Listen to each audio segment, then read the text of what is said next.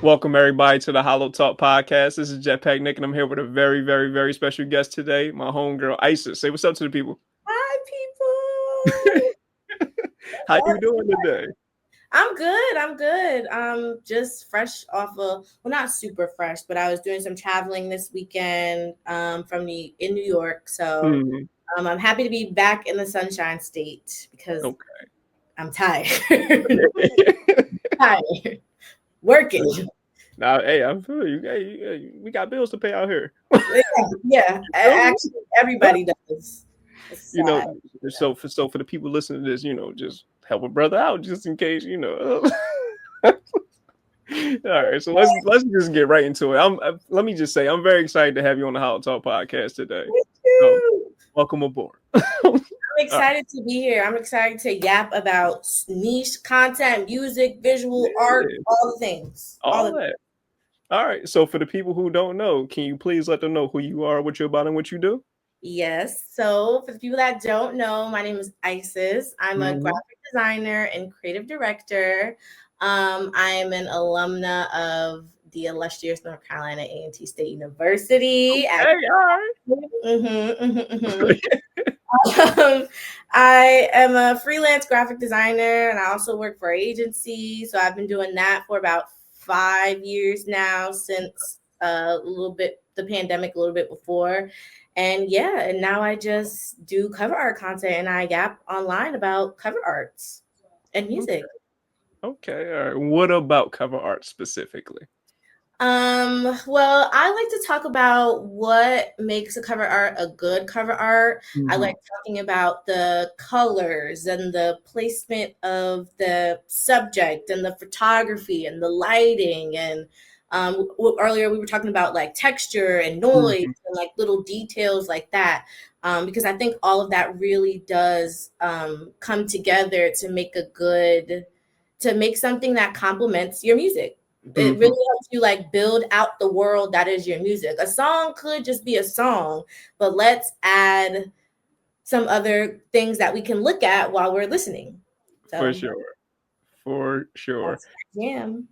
It's funny because anybody who knows me, like they know music is my thing. Like I'm a super super music head.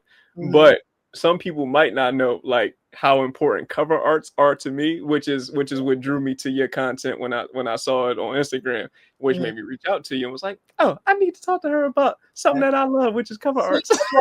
she know ball and do. You feel me? So like for me, cover arts is like one of those things where it's like I even if you have the album of the year, like just with your songs, if your cover art is trash, I will not click on that shit. The cover art starts like listen, these are the consumers, these are music listeners telling you here first. If the cover art is dookie, but you know what's so funny that I was literally talking about this with somebody. Sometimes bad cover art makes you want to listen to Yeah, the music because it's like, well, the cover art is trash. Is the album trash too? So sometimes the reverse psychology on that works for people. Not me though, yeah, but no, it would definitely not be. on me, but not that far of a foreign concept. I'm like, okay, if it's a bad cover art, people could still be like, who did this? Like, why does this look like this? So Yeah, art is really important. I really think like just the whole idea of creative direction Mhm. within making music and releasing music is far more important than people give credit to.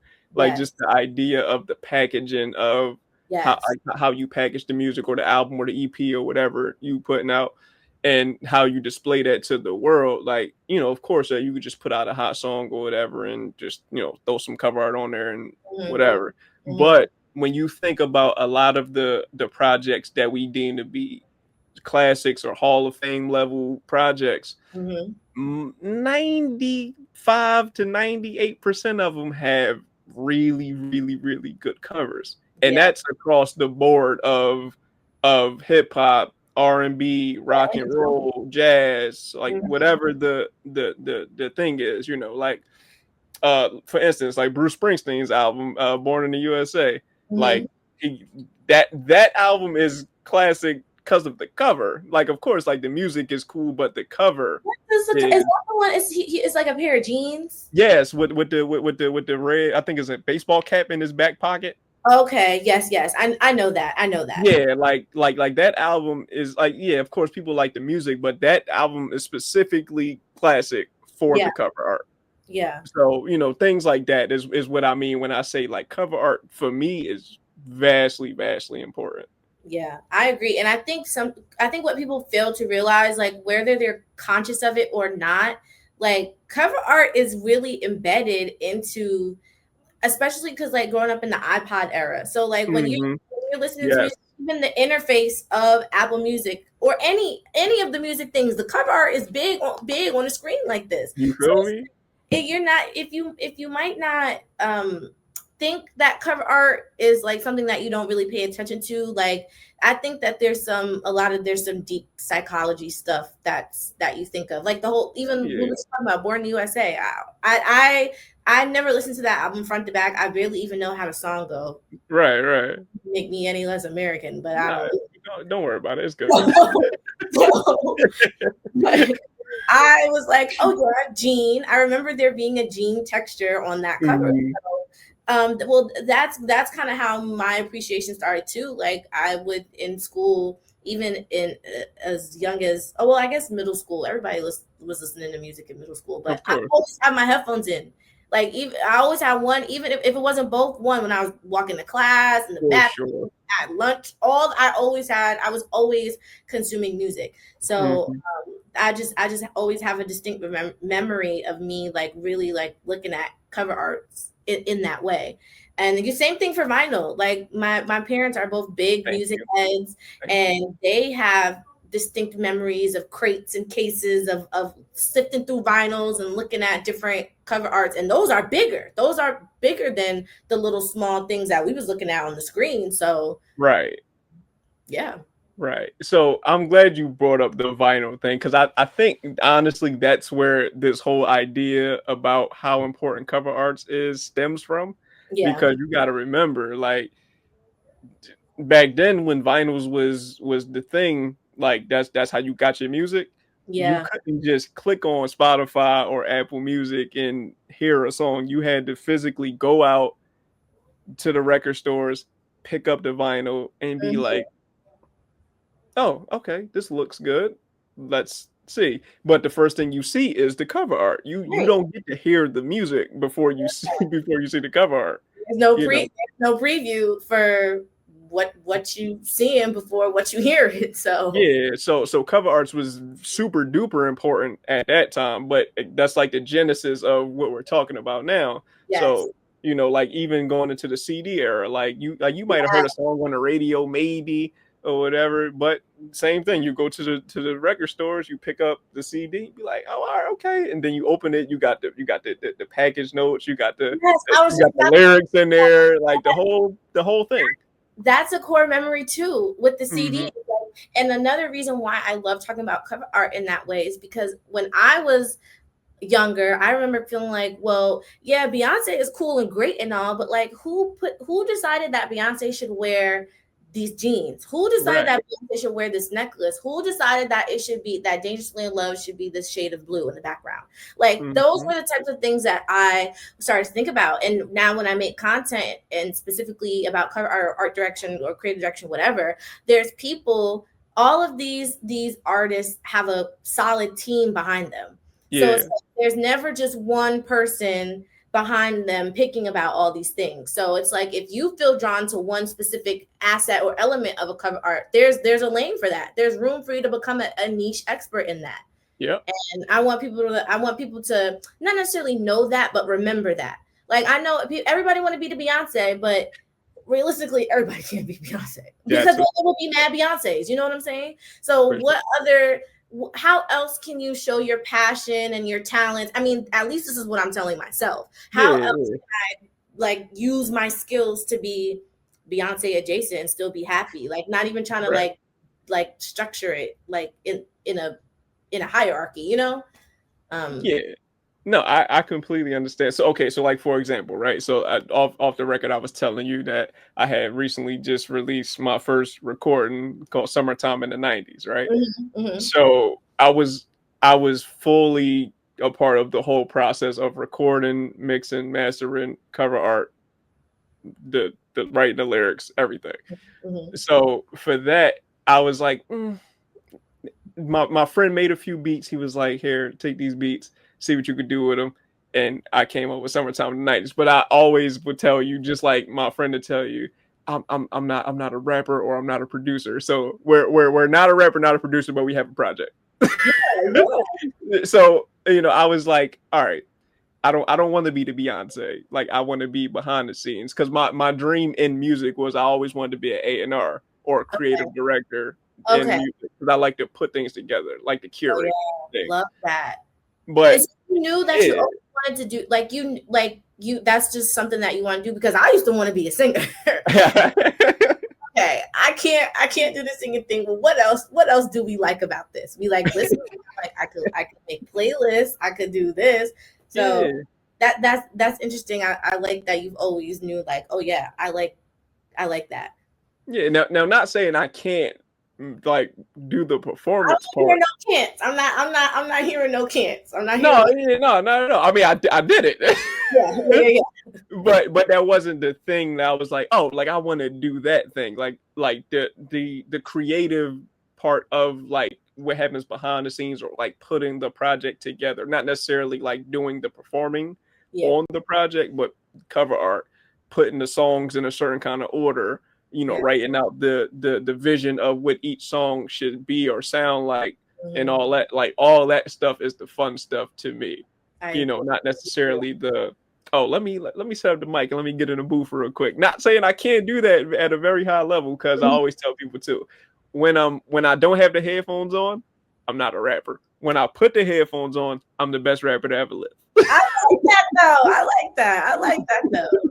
That's fire. That's fire. Me when Yeah, I'm in the shower because you yeah. can't shower.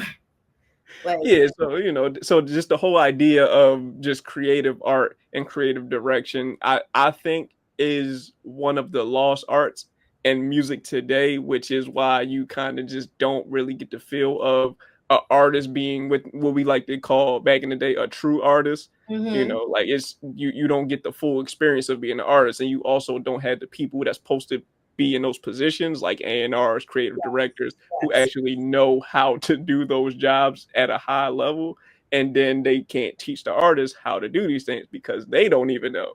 So it's a That it's a is it's a such clusterfuck. it really is. And it's like I think people might not be able to like articulate it as well as you did, but I think the people like feel that. Like a lot of people have been talking about the whole Cardi B. The whole Cardi B rollout, the Am I the Drama with the with Hmm. the floor covers and the marketing, and she's using her personality and she's on the train and she's selling her stuff on the side of the street. Like, and the people like that. And it's like Yeah. sometimes we miss that, like I don't want to say gimmicky, but like we missed that curation. Like somebody sat Hmm. down and it was a team that said, all right, y'all, we know Cardi B's funny. We know she's a fashion girl. So let's structure it and do it like this. And let's execute it full. Like, let's like see it to the end of it. Um, Right. and yeah, I want to help. I want, well, not, well, I guess, yeah, help. I want to be instrumental in that process as well because I find that I have a lot of really cool ideas for artists. And I know different things like budgets and labels and whatever Hmm. come into play. But I'm like, if it didn't, there could be some cool stuff. I love Mariah the Scientist. I love her separate for separate. Oh, this is bad. What's the name of that? What's the new album? Heart Sold Separately. Is that the name of it? I I guess. That's the one where the army. It's like the army man. I think uh, it's it's pink, right? The yeah. background's pink. It's a big bright pink background and she has the army guy in it, and I love that. And then like they had in the cities, I think I saw somewhere that they had like a life size version of it and people were like Hmm. taking pictures of it. So yeah, I love a full like I love a full creative execution in that way. For sure. Like perfect example, the clips roll out. Like Mm-hmm. They and you've seen this all up and down Instagram and Twitter. Oh, this is one of the best rollouts we've ever seen, or it's one of the best rollouts we've seen in a long time. Like it really, really was. Like, and again, like not even just talking about like the cover arts or like anything that just goes into the album, but just also just the artist itself, like having them go talk to a bunch of different people, do a bunch of different interviews, showing up to different places, performing live, like all of that is a part of the package. Like now they're the first hip hop artist to perform at the Vatican. Like come I on, like just this shit heard is that. crazy. Yeah, we was talking about and Pharrell's just Pharrell's influence. I'm going from like Yeah. music to fashion and stuff, and Pharrell's stuff that he's been doing creatively, and he was Mm-hmm. in music, and even the cultural impact the Neptunes have had. Like, I Yeah. just love all of the music and the fashion and arts and culture. Like, all that stuff is so intertwined, and I love it. And so people like Pharrell, Tyler the Creator, Doechii, like those people Mm-hmm. really know how to hit it. And like earlier, I like how you were saying artists. And I'm not gonna lie, I do specifically. There's certain people, singers, who I'll say, oh, they're a singer, they're a Mm-hmm. musician. But then Right, it's right, right. people that just give me like artists, and Hell yeah. I love that. And I think that people need to feel the heat to that. Like you're No, not even an most artist for real. You're definitely. just a singer. Unless they're cool with that. Unless they're cool with that. But No, yeah, not everybody that does music is not in mhm, like an artist in the form that we're talking about. Like some people yes, just come yes, do their job and go, go home. Like yeah, exactly. like Ex- so like for example, my favorite rapper in the world at this very moment is West Side Gun. So I just so started low key listening to West Side Gun. okay. Okay. Yeah. So like everything that we're talking about, like West Side Gun does this at a premium. So Mm, so for me, it's like, oh, this is exactly what the fuck I've been talking about. Like mhm, the mhm, whole package of everything, cover mhm. art, the fashion, the rap, and like everything, like full encompassed artist, like 10 out of 10 on the scale. Like Isn't that so gratifying as like a yeah, music yeah, consumer that it's like, there's an artist that's doing it right. Like yes, there's somebody who I feel connected to creatively. And what I've been thinking a lot about, speaking of like connecting to artists mm-hmm, creatively, you know how everyone's always talking about the parasocial relationships and things mm-hmm, like that, and how people take it too far. Tyler the Creator talked about this in his when he was doing the Don't Tap the Glass, and he was yeah, talking yeah, about that, which I love. But I think sometimes people feel so connected to the creativity that they feel like they're connected to the person, which is mm-hmm. like, there is a little bit of the person in the creativity, but you don't know that man. You No, don't know. right. So we gotta just identify. No, I was talking about this on TikTok. I would not, if I was famous like that, I would be I would be over it. Like y'all don't know me. Seriously. Y'all just know the work that represents maybe 50% of me. And even if hmm it does represent still 100% of me, I'm still a human being. For And so sure. I think people should recognize that they are feeling connected to the creativity, not the person. They're feeling connected to the artistry. It's work. It's a job. They do their Okay. job well. Let me ask you a question about that. So, are you a person that is on the side of you can separate the art from the artist? See, that is I think about that a lot, and I always tell myself yes, but then I tell myself no. Like, Okay. um, I don't know though. I feel like as an artist, how I feel like in my creative journey, I'm kind of trying to figure out how to separate from the art a little bit, just hmm from an emotional standpoint, for my Right. my well-being and my health. Because it's like, yeah, I live and breathe and love graphic design so much, but it's like, you sometimes creativity, like, you can't turn it off. And so hmm like it's hard to not like look it's hard to not consume that creativity and not think about the cause, the root Right. of creativity. So I never know. I never really know what to say if you could separate the art from the artist. I see both sides of it, because nobody wants to listen. Talking about R. Kelly, people argue that nobody wants to listen to songs on 12 play 12 with play. they hearing if they're thinking about how he's talking about a little girl. Like nobody wants to hear that. You know what? Yeah. Somebody also told me the other day that, oh, I think somebody was talking about on Joe Budden podcast. They were talking Hmm. about Destin Conrad, and this is a source. I didn't watch the podcast, but he said Okay. that there was a conversation about Destin Conrad because he's gay and how it's hard to listen to his music because he's singing about a boy. So it's hard to think about that. And I'm like, that's phony baloney. Because when as a woman, like you hear music about a man singing to a woman, like Yeah. you don't feel like, oh, I can't sing this because he's singing to a girl and I don't like girls. I like boys. Like that's it's dumb. So there's both. I completely understand both sides of it. I do. No, for sure. Because I know for a Snapple fact, when Ain't No Fun come on, every woman around is singing along to the song, and that is one of the most degrading songs to women in the history of hip hop. Man, man. Ain't no fun. It's like what do we do? What I don't know. It's a fine line, I think. I Like, think so too. I think so too. and I personally don't think you're wrong on either side of said line. Like, Mm. for instance, R. Kelly. Oops, we're not supposed to say that name, but Oh, but yeah. like to me, R. Kelly is the greatest R&B artist of all time. Mhm. It is not particularly close, but that's neither here nor there.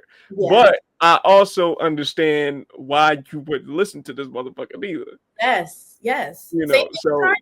How can you? And yeah, Kanye is a difficult one too because he wasn't always. Well, I guess you could argue about how anything could come out about any artist, but like yeah. Kanye wasn't always like he wasn't always presented like that. So it's Mm-mm. sad to kind of see somebody who you like aligned with your morals and values and creativity, and now he's on the other flip side. Like that's a difficult thing to come to terms with. But to your point, if that's not what you align with your values and your morals and legally, because some of the stuff is flat out illegal. All So right. if that's not what you align with, then I totally get it. Like don't ever press play ever again. If that's because if you For don't feel sure. good about the stuff that you're consuming, then just but if you know how to turn it on and off, then R. Kelly all day, I guess. No, for sure. No, I was about to say, like, No, I that think that's the first mistake is people putting their morals and values into what a person saying on the record. Like, this what are you doing, and why are you doing that? that's a Like point. it, I recently just seen I just seen Ghostface talking. I want to say this was an older video, but it was just like a recent video that I just seen, Yeah. and they was asking him, like how do you go about creating your music? And he was like, I write movies. Like everything don't really have to be like, about my life. Like like how Stephen King would see something and he'll just write a story about it. Like he didn't live any of these scary movies he's writing. Like Exactly. I like to write movies. Like if I hear a beat and it make me feel a certain way or make me think about a certain thing, I'm going to write that and create a story about said thing. And people just putting their values into something that ain't like I didn't live this neither, man. Like I'm just writing some cool shit, like a cool story to tell. Hmm. And that's it. Like that's all this is. Yeah. Now, like I said, West Side Gun is my favorite rapper in the world right now. All West Side Gun rap about is being fly and selling cocaine. Like I don't sell cocaine. Like, like, I Why don't sell is cocaine at all. that's But low 70s. Full circle.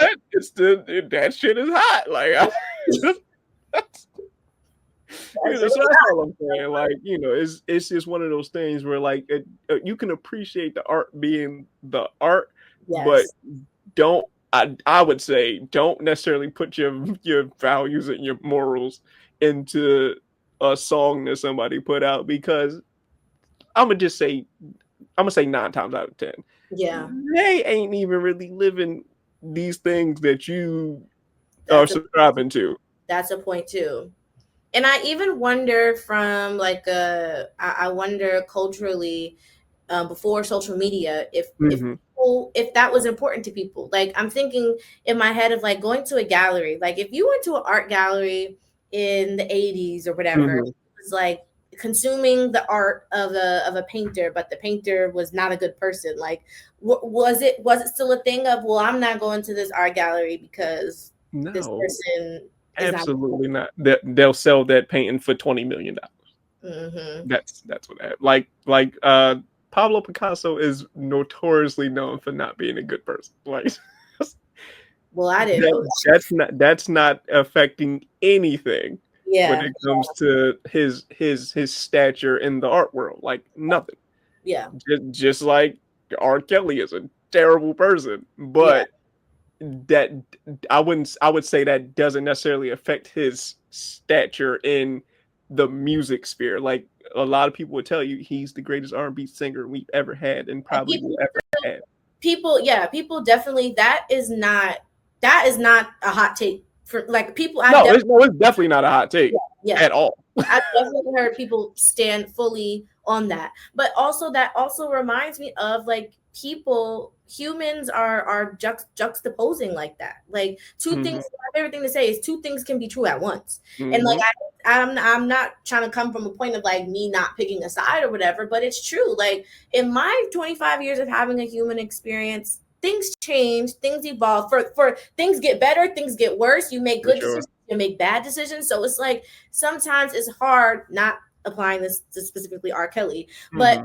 sometimes I find it difficult to just like say yay or nay like that. I don't Hmm. know. No, As that makes a lot of far sense. as creativity is concerned. No, like I said, that makes a lot of sense. You know, like I said, not everything that someone says on a record is actual factual. Yeah, Some things that somebody might say may come from actual factual experiences or yeah, whatever, which again, like that's one of those things where like, okay, I don't know what's real, I don't know what's not. So I hmm, can't necessarily say, oh, this thing that you said here, I'm not gonna listen to it because this might have happened. Like, yeah. okay, let's just say Michael Jackson, for instance, right? Okay, Whether he was guilty or not, right. right? Michael Jackson's status as the most popular and greatest artist ever, it's not going anywhere. Like Yeah. this is not going anywhere. Michael Jackson is one of the three most famous people to ever grace the planet. Like Who's the other two? Who's the other two? Jesus and Tupac. No, that's so true though. I thought you were gonna say like Princess Diana or something, because No, it go Jesus, Michael Jackson, and Tupac. that's real though. That's That's it. real. That's real. Is that like time? Is that like a real, or are you saying that? Or is that No, like, no, that's my opinion. okay, So, okay, okay. just off the strength of just conversations that people have about people like it. You go anywhere in this world, you'll see a mural of Michael Jackson and Tupac, It's and true. then Jesus is Jesus. Yes. It's so true. That's all I'm saying. Dude, I don't know if that's a hot take or not, but whatever. I don't think that's a hot take. I don't know. I find, and you know how you can tell Michael Jackson's influence to this day. The kids are still having Michael Jackson eras. I love seeing Yeah. TikTok, like the TikToks of these kids, 6 years old, walking around with one glove, singing Michael Jackson all day long. I'm like, Yes. that just goes to show, how do you even become that big of an artist to, like, oh my gosh, I think about that Whitney Houston. Sometimes I be Yeah. getting so sad that Whitney Houston is dead. Like, No, why real does talk. she have to be dead? Like, Real talk. that Rest in was peace, another Whitney Houston. crazy vocalist. And when it comes to music, I find that the thing that always like mostly draws me in, if you look at across all genres, my my taste is vocalists. Mm-hmm. People who know how to sing, or maybe Sang with even, an A. yes, maybe not even sing, but they'll find that like pocket sonically that just works so good for them. And I love Mm-hmm. it. And that's singing, rapping, whatever, all of that.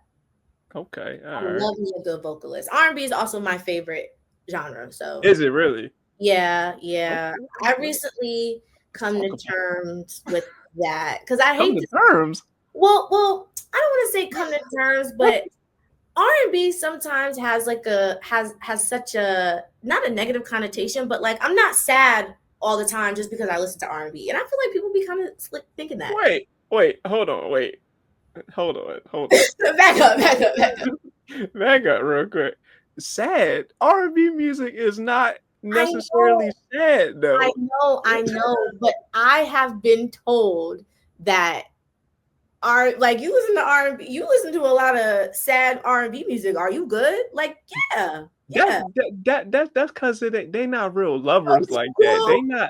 They not real lovers like that to even understand I think what's going on in this R&B world. yes, Don't yes. listen to those people. No disrespect to her folks or whatever, but yeah, y'all ain't real lovers like that to be talking about this sad music, man. You forever my lady. Come on, forever, my lady.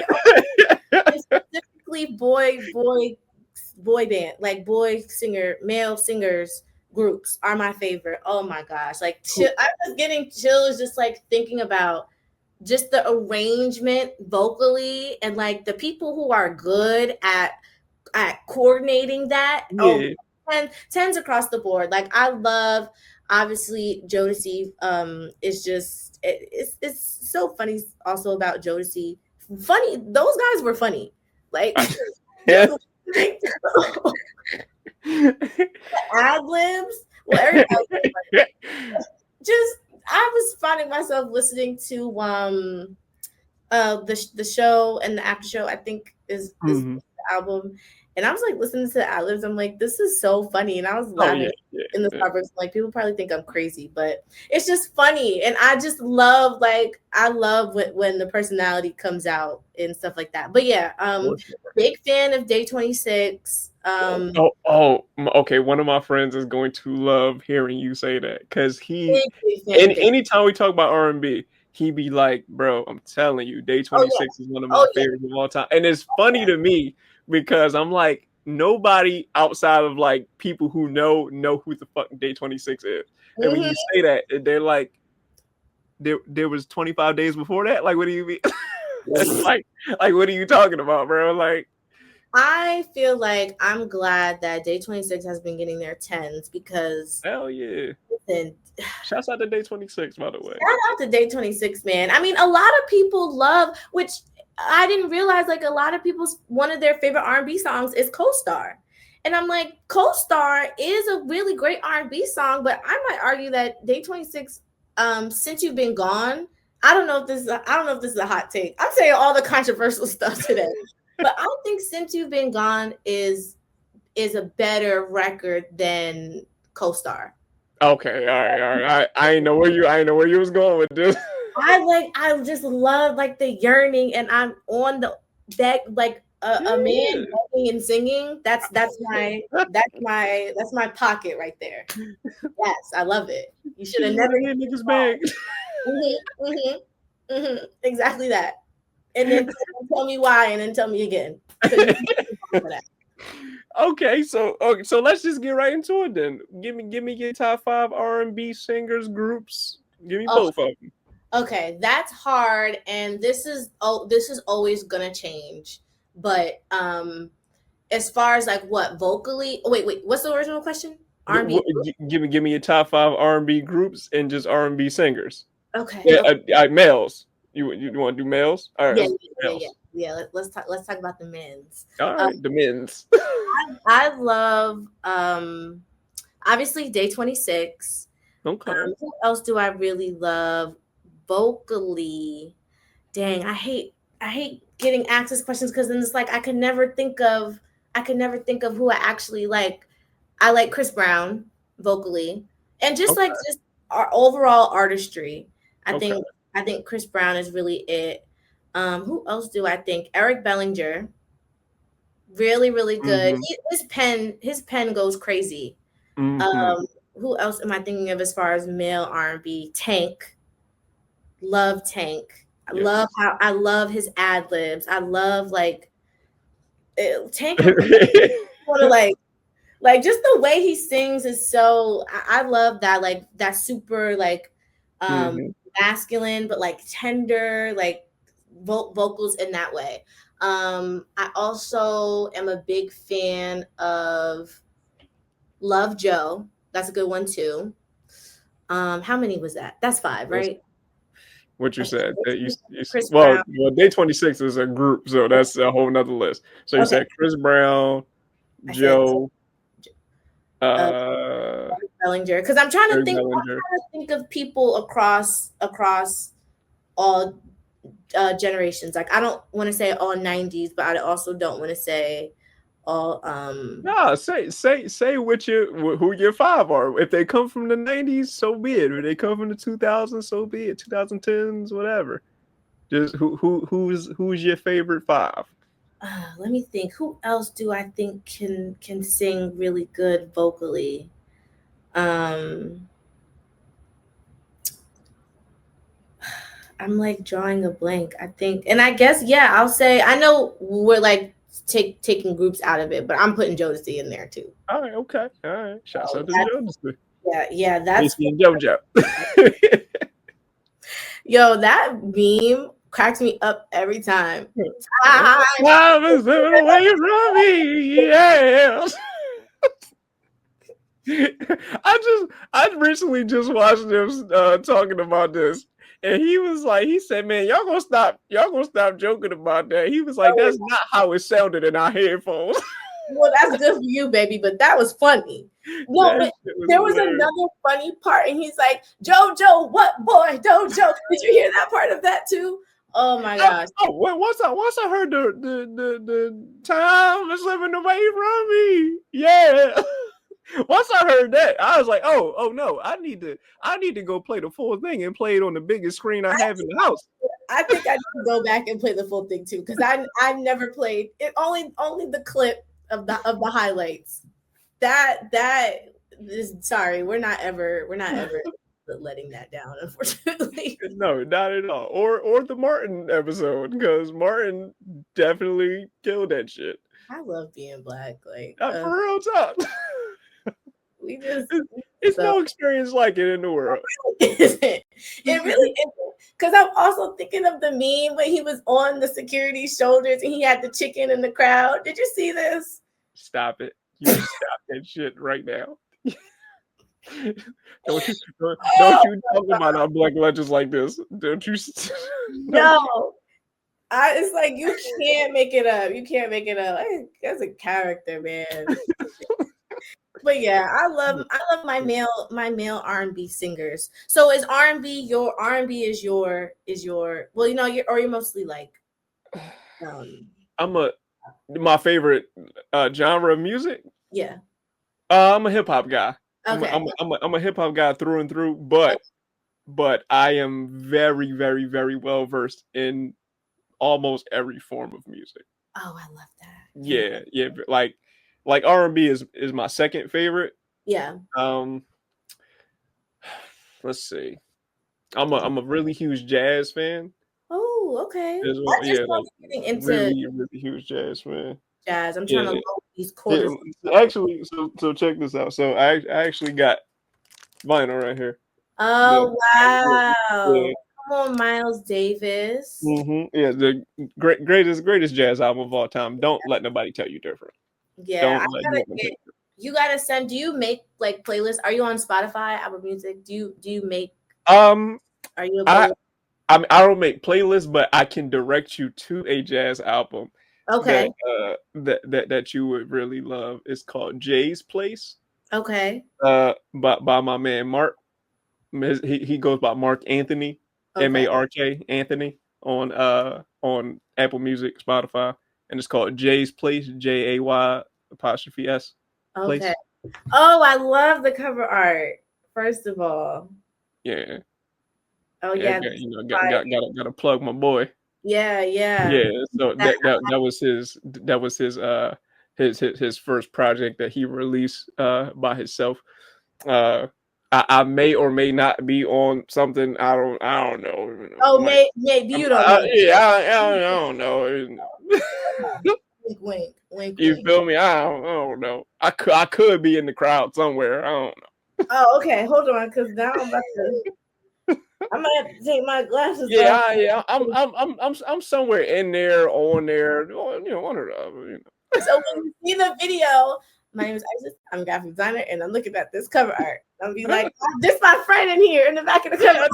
Hey, look, hey, Mark, you gonna hear this?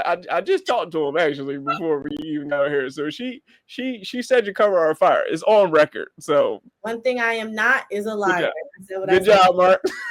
Shout out, Mark. Go ahead, Mark. You did that one thing. We gonna listen to that. But definitely check that out though. That's a really nice piece of work right there. Like it got a lot of cool elements. Like I said, it's a jazz album, but it has like other elements of different kinds of music. So it's all instrumental too. Okay. So, yeah, yes, definitely check that out. Let him know what you think. I'm gonna give. Don't say let me know, because I'm gonna tell you. Like, I mean, I wouldn't direct you to nothing whack. I mean, he made the beats on Summertime in the 90s. Okay. Yeah, he made 4 to 5 beats on Summertime in the 90s. Oh, I love that. Okay, so there's gonna be a little bit of here, a little bit of here. I'm like, oh, I love learning about people. Yes. Yeah, I guess I'm not going to direct you to nothing whack. This Jetpack Nick right here, Yeah, so I would definitely direct you to that. It's a lot of like really, really good jazz musicians though. Like, I don't know who you know or who you listen to in jazz, so I don't know who to direct you to right away that you might know or not know. I don't even know like who. I don't know the who's. I just know, like what I guess like on Spotify, and you'll just run the jazz mix or like the Apple jazz mix. Like I started to try to do a playlist. Like I like some stuff by Art Tatum. I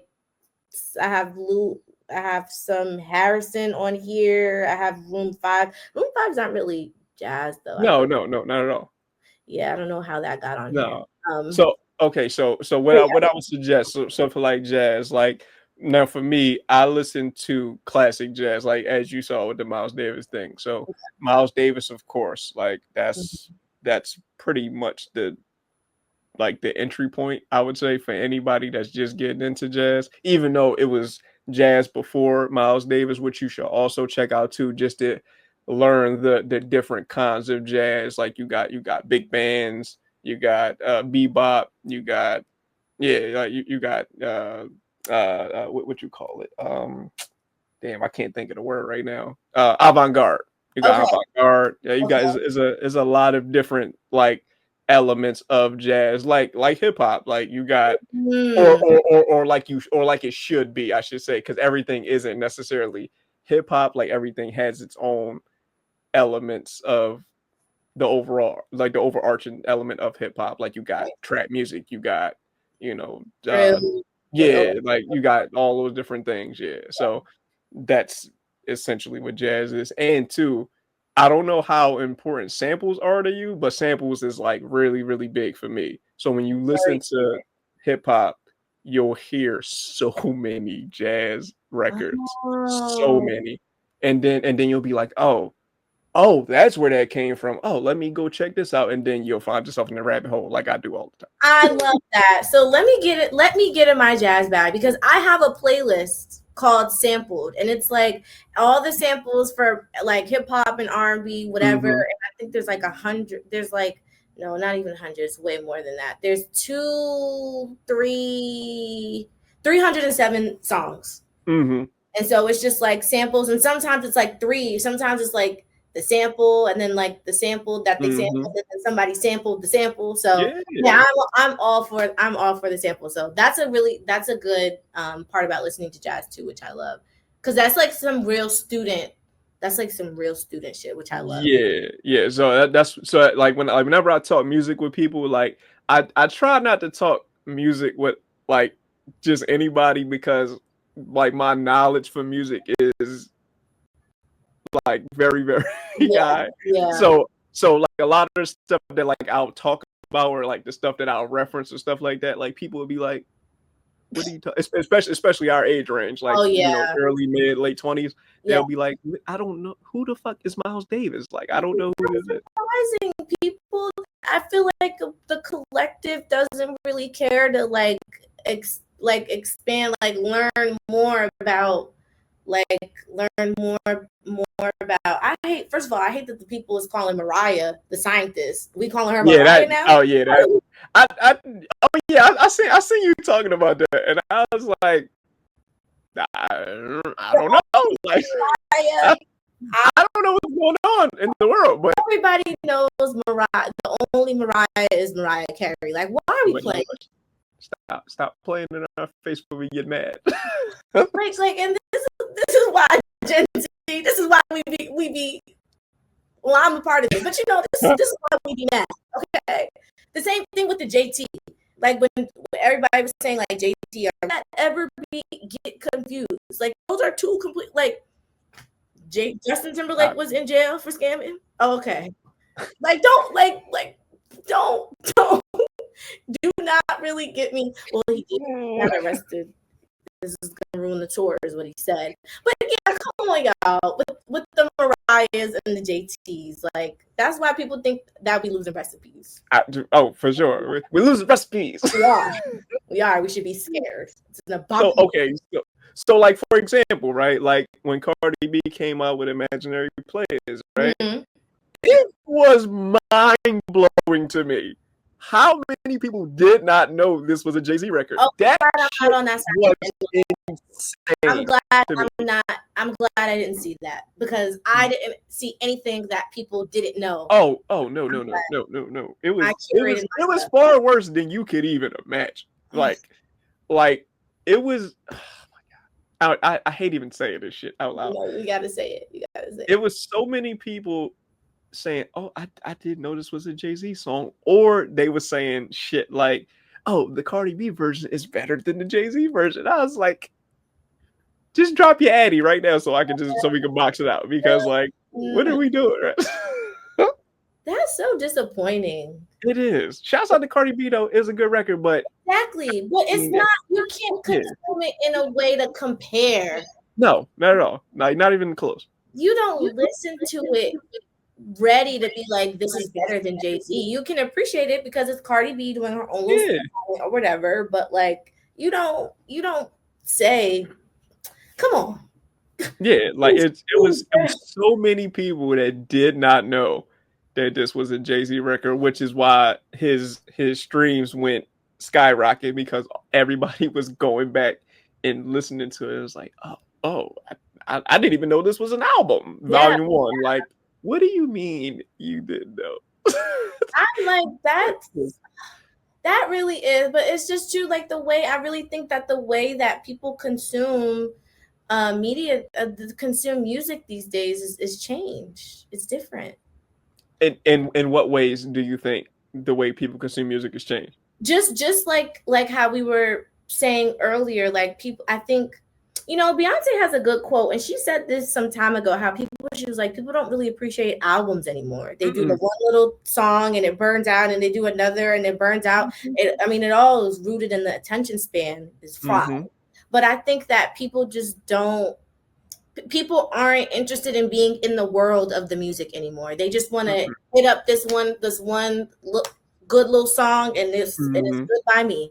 But it's like, I want to be fully engulfed. I like to look at things a whole overarching. I want there to be a good rollout. I want there to be good visuals. I want a good album. I want good songwriting. I want good engineering. Because I hear a lot about. I'm hearing that too. I'm noticing. I've never been an engineer. I don't know how to engineer and beats and sounds and stuff like that. I can hear when some stuff sounds funny. For sure. Why does this sound like this? I need to get in the studio to see, because don't let me start tinkering. Yeah. I'll tell you this. So I engineered Summertime in the 90s fully. So Mark made the beats, but I did the engineering for everything else. So before you even continue, you're saying he did the beats. So the one that's on, what does the people use? They use I hear people talk band labs. Is that what? Yes, that's what we use, band lab. Yeah. So I hear people talk about that part, but then what does an engineer kind of come in and do after? So engineers kind of sort of just, well, at least in my experience, Okay. like when you engineer, like you putting all the pieces together. Mm-hmm. So let's say for instance, like I did like a vocal track. I did a Mm-hmm. vocal track. So place the vocal track here, change the effects, change the pitches, so on and so forth. If I need to like extend something, I'll extend it, or if I need to cut something, I'll cut it. Mm, Uh, yeah, it's like all those like little intertwined things that you hear on the record. mm, That's in the mix. Like the beat is just a beat. That's why they tell you it's a difference between a beat maker and a producer. mm. So beat makers that just they'll just make the beats and that's it. Here, take it, do what you're gonna do with it. And then that's when the producers and engineers come in to play and do all the things that you So hear on the record. whose role would be like so like when people sing and they kind of like harmonize with each other and they got the ad libs in the back, but it's like Mhm. not as loud as like the front track. Like that's the producer, or is that, and that is That's the engineer? that's the engineer. Okay, okay. So the engineer is doing all of those. Like okay, so like if you was doing a ranking of most important people in the studio, the engineer would either be number one or number two. Yeah, because you can't even click. I feel like I saw somewhere, and it was like the engineer. I guess is like you can't even get on. You can't even log into the thing without the engineer, right? Mm-mm. So an engineer, so having a good engineer will make the difference between somebody who is terrible sounding fantastic, or Mm-hmm. somebody that's fantastic sounding terrible. Mm, mm, So is a lot of people who aren't that good yeah. that sound great because they have a great engineer, and there's a lot of people who are really really good that sound terrible because they don't have a good engineer. Like, give me an example. Who do you think? Who do you think? I will not do that. Oh man, we gonna sidebar that one. We gonna hear that You know one. what I'm saying? I'm here. You can talk to me on the record, but Name you know 'em. what I'm saying? I ain't gonna put nobody out there like that. You know what I'm saying? Because I don't want my name to be in the record, and then I gotta get in the booth and put fire to the We microphone. I might don't want need that. We might need I don't have to do that. I don't want to do that. I'm making my lane in the rap game right now, and I that. can't. I'm playing in the rap game bars.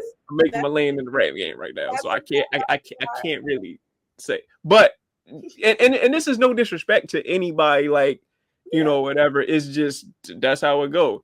Like yeah. for instance, like I'll use a good artist for an example. Michael Jackson, right? Mhm. Michael Jackson being in the studio with Quincy Jones, who is probably the greatest producer of all time, Right. right? Just like over the course of any kind of music. Um, you get Off the Wall, you get Thriller, you get Bad Mm-hmm. when you're with Quincy Jones as Michael Jackson. Thriller, the highest selling album of all time, probably by a wide margin. I don't got the numbers in front of me right now, but I'm pretty sure it's by a substantial amount that it's the highest selling album of all time. Mm-hmm. Off the Wall, which is personally my favorite Michael Jackson album of all time, and I think it's better than Thriller. I don't know if that's a hot take or not, but whatever. And then Bad, same thing. It's in third place of those three albums, but it's one of them ones. It's Michael Jackson, of course, but you got Quincy Jones in the studio putting the shit together, Right. and Quincy Jones was like, Mike, all I need you to do is be Michael Jackson. I don't need you to be Quincy Jones too. I'm already Quincy Jones. Yes. I'm already Quincy Jones. Yes. So Michael Jackson, he just being an artist as artist, he was like, no, I want to do this, I want to do that, I want to tinker with this that, and the third. And Quincy told him, Mike, if you do this, I will never work with you again. Like you family and all that, but like I'll never work with you again. And Mike did what he did, and Quincy chose never work with Michael Jackson again after Bad. Mm. And not to say that the quality of his albums weren't good after that, But but they weren't those. it was never the same. Yeah. Right. So that's the point I'm making when I say a great producer or a great engineer makes all the difference in the world. When God. like regardless of how talented you are as an artist. See, this I never really understood the lines for me have always been blurred between like a production, a beat maker, Mm-hmm. engineer. And I think this adds like another layer of things to think about when listening to music, or not even Yeah. necessarily think about, but like how I was telling you earlier with the sound quality and stuff. Mm-hmm. I could always tell something is off, but now I could be Right. like, oh, the engineer wasn't whatever, or this engineer also did worked with this artist. That's why maybe these two artists are, maybe their songs are structured musically the same. So Mm-hmm.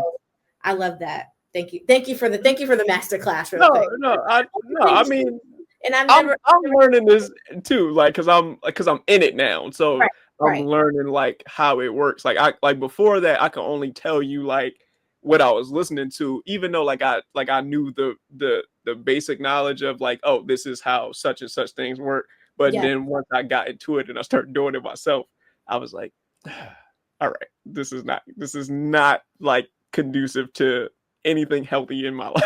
Yes. Like, and because I call it entering Dr. Dre mode, Mm, which is like, and I always told people this. I was like, I can never be a producer yeah. because I would drive myself insane Yeah. trying to like make That's everything perfect, which is why Detox didn't come out yet, because it Dr. Dre is like known for being like a stickler for perfection. mm, Even even if the beat is like amazing or the project is amazing, to him it sounds like shit. mm. And that, and as an artist, now, and I'm like, no, like, no, sir. Like, if I'm in the studio and you fucking play a dope beat and you be like, no, I'm gonna delete this, I will dive across Oh the no, yeah, fucking thing absolutely. and tackle you before you press delete, because No, no, you're not deleting this. You're not. but it's so interesting, like talking about how producer, like he's infamous for being like a tough critic or whatever with the producer.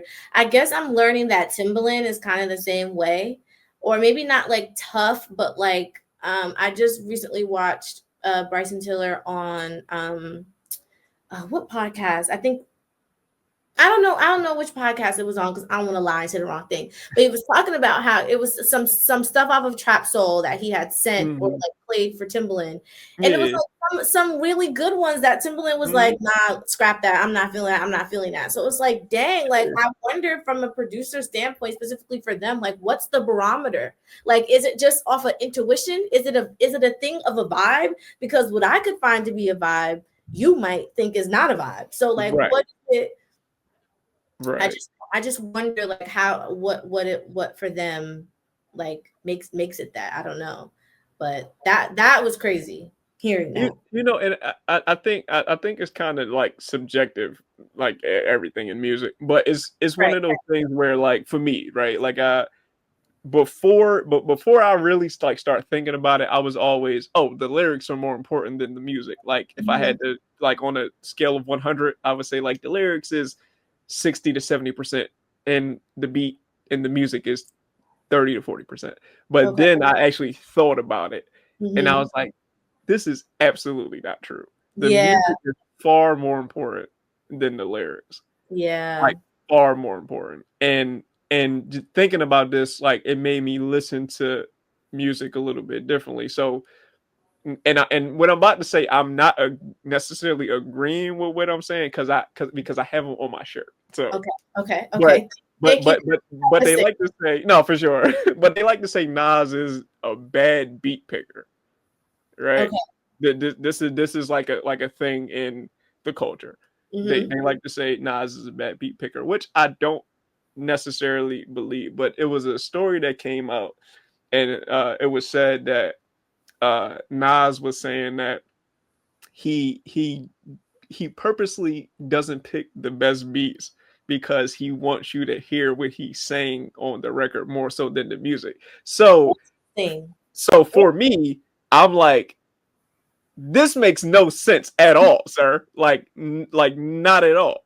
Your ability to rap is not going to be subdued by good music behind it. This makes no sense at Mm. all. Like, all of the, how do I want to say it? Like, all of the best songs that people like from generally anybody, they tend to have good music behind them. Mm-hmm. Like I've never listened to a song that had a horrible beat and was like, "Yo, did you hear what he was saying?" And Yeah. I don't know if you ever seen like when they would take like people's lyrics and they would put it over like a different beat, or they would put it over like somebody else's beat, and Yeah. then you be thinking to yourself like, they spitting on here. Yeah. Yeah. Yeah, Yeah. yeah, they are spitting. It would sound a lot better if it was over a better fucking beat. This is interesting because I have also seen people say this about Beyonce.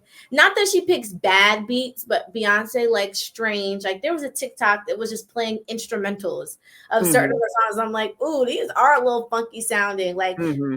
to be able to like hear something like off, I don't want to say off, but like something with like well, I guess yeah, something a little off and be able to still make a really dope record is like crazy. It's like what's the secret sauce? How are you able to do that?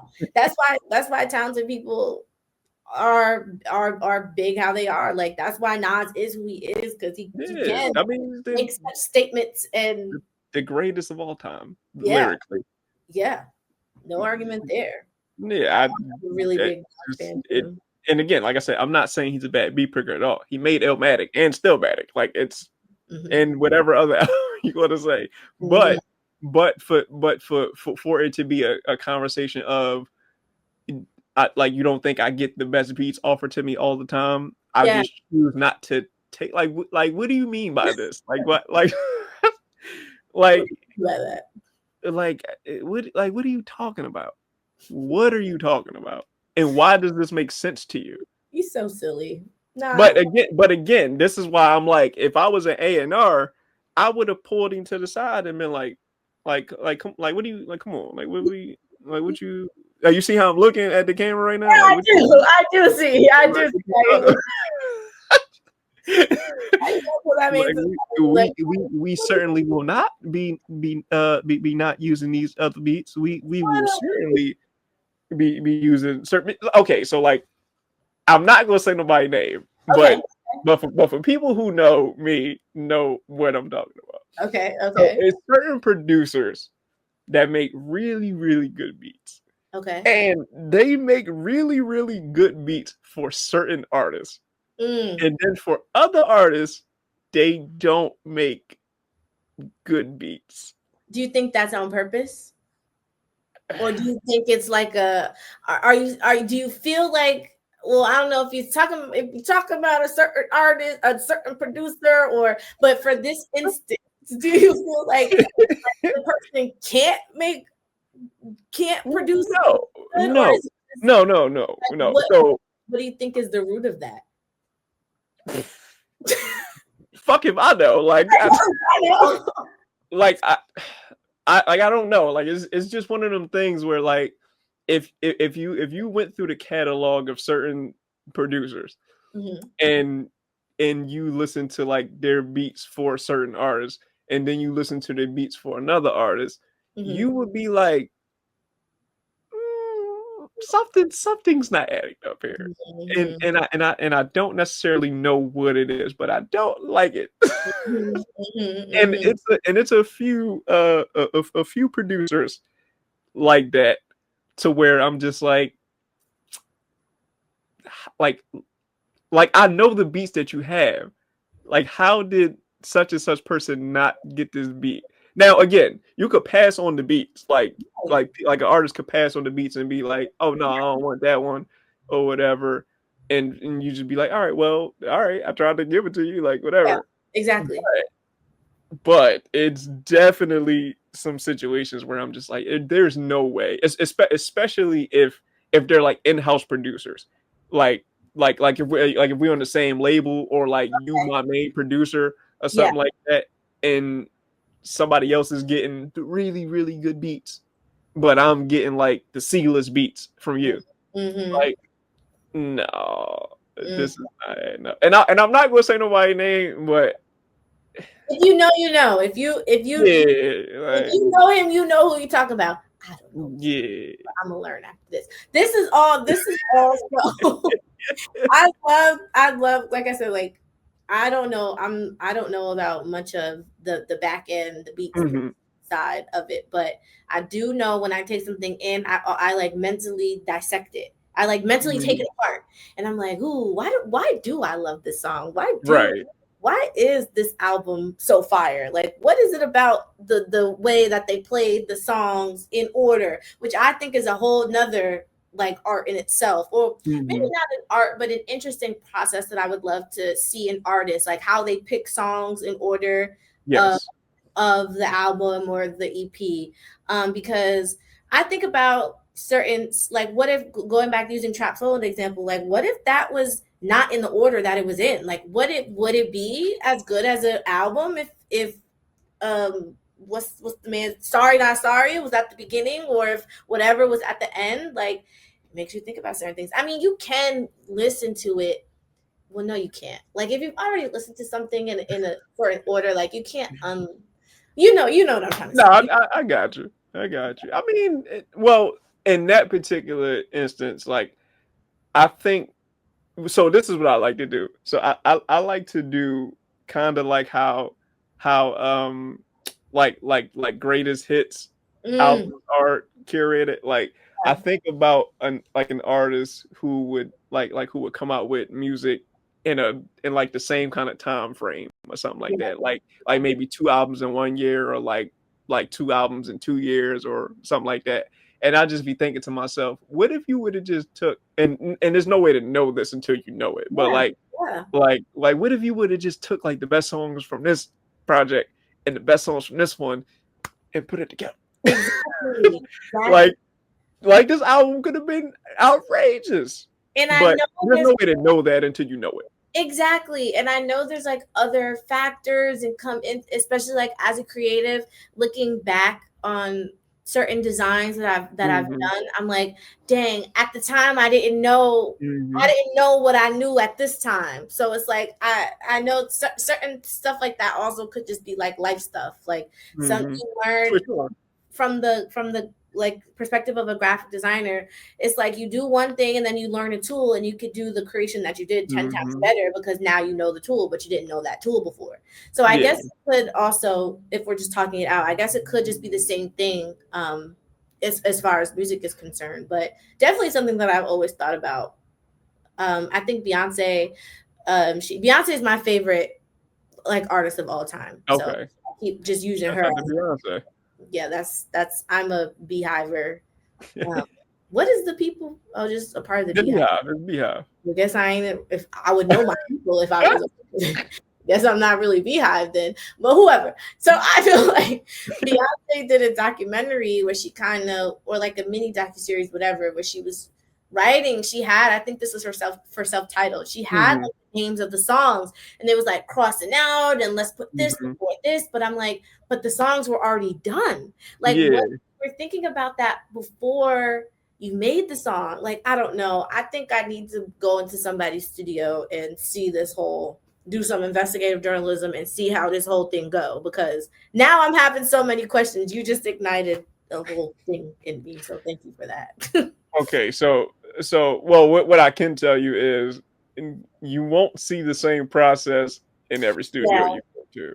that So I've collected. I've figured that as well from you most certainly will not see the same process. Mhm. Um, so okay, so like I could tell you about like my process um with doing summertime in the '90s. Mhm. So for that particular project, like I said, I had the beats pretty much already ready for a while. They were just kind of sitting in my phone for however long. Yeah. And I kind of just got a wind of inspiration. I was like, all right, I've been writing rhymes down for a little minute. Let me see, what fits where. Like let me see Yeah. what goes with what beat.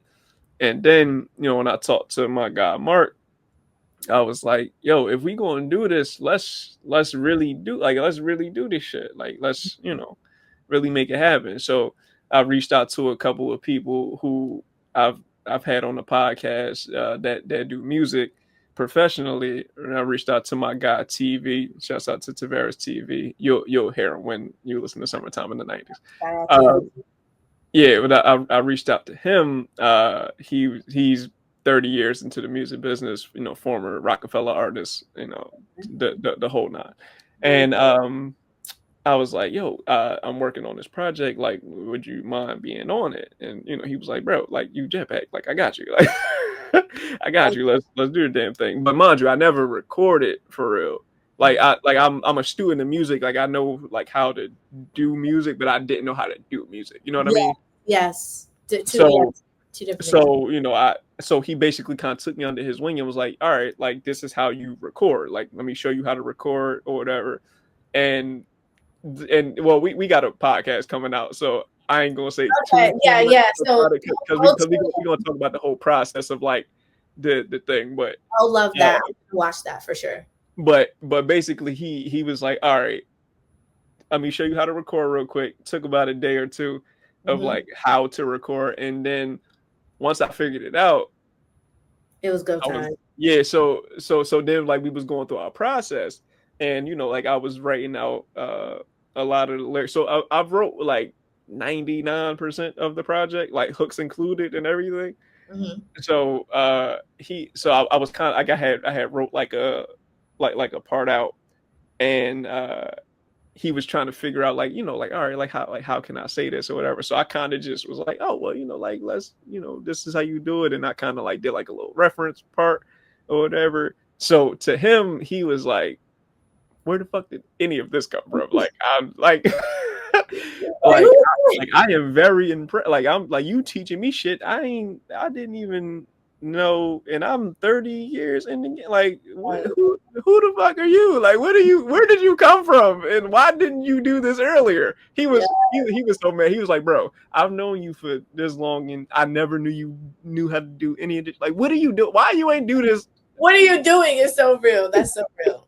Like, That's why didn't you do this a long time ago? Like, what the fuck? sometimes life is funny like that. Yeah, so when we went through that process, like we was on the phone all the time, like just you know trying to figure out like how to go about doing this, going over the different ideas or like just you know how to say certain things or what to say. And he was helping me, you know, like come up with different things too to make it easier for me to you know say certain things or Yes. fit in the pocket a little bit better or whatever. And you know everything was like cool. Now, like I said, it was only for a 5 song EP, so it wasn't like a full-fledged album. Not to like diminish the project or whatever, but it No. wasn't like you know like a full-fledged 10 12 song joint, 5 songs or whatever, which is cool because some people can't do one, but but that's neither here nor there. And you know we was just going We'll through that find out, process. but yeah. No, for sure. But we was just going through that process of like, you know, how like the whole creative process. Yeah.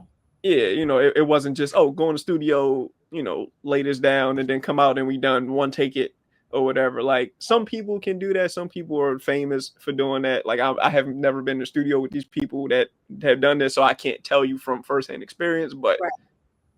whatever.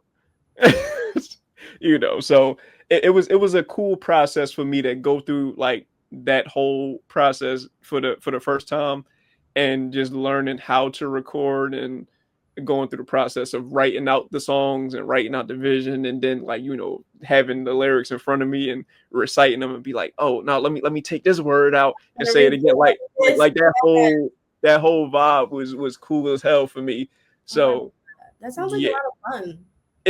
I mean, it can be if you do it with the right people. So, like for me, I'm one of those people who likes to only work with whoever I'm like working on the project with. Like, I don't want to have 20 producers and 20 engineers and Yeah. just the fucking all the people in the studio with you. And no, Mhm. if it's me and Mark, that's who I want in the studio. Me and Yeah. Mark, Yeah. because I like to talk about the whole process. Like I don't want to just oh this is just what we came up with and this is what it's going to be because it's ever changing.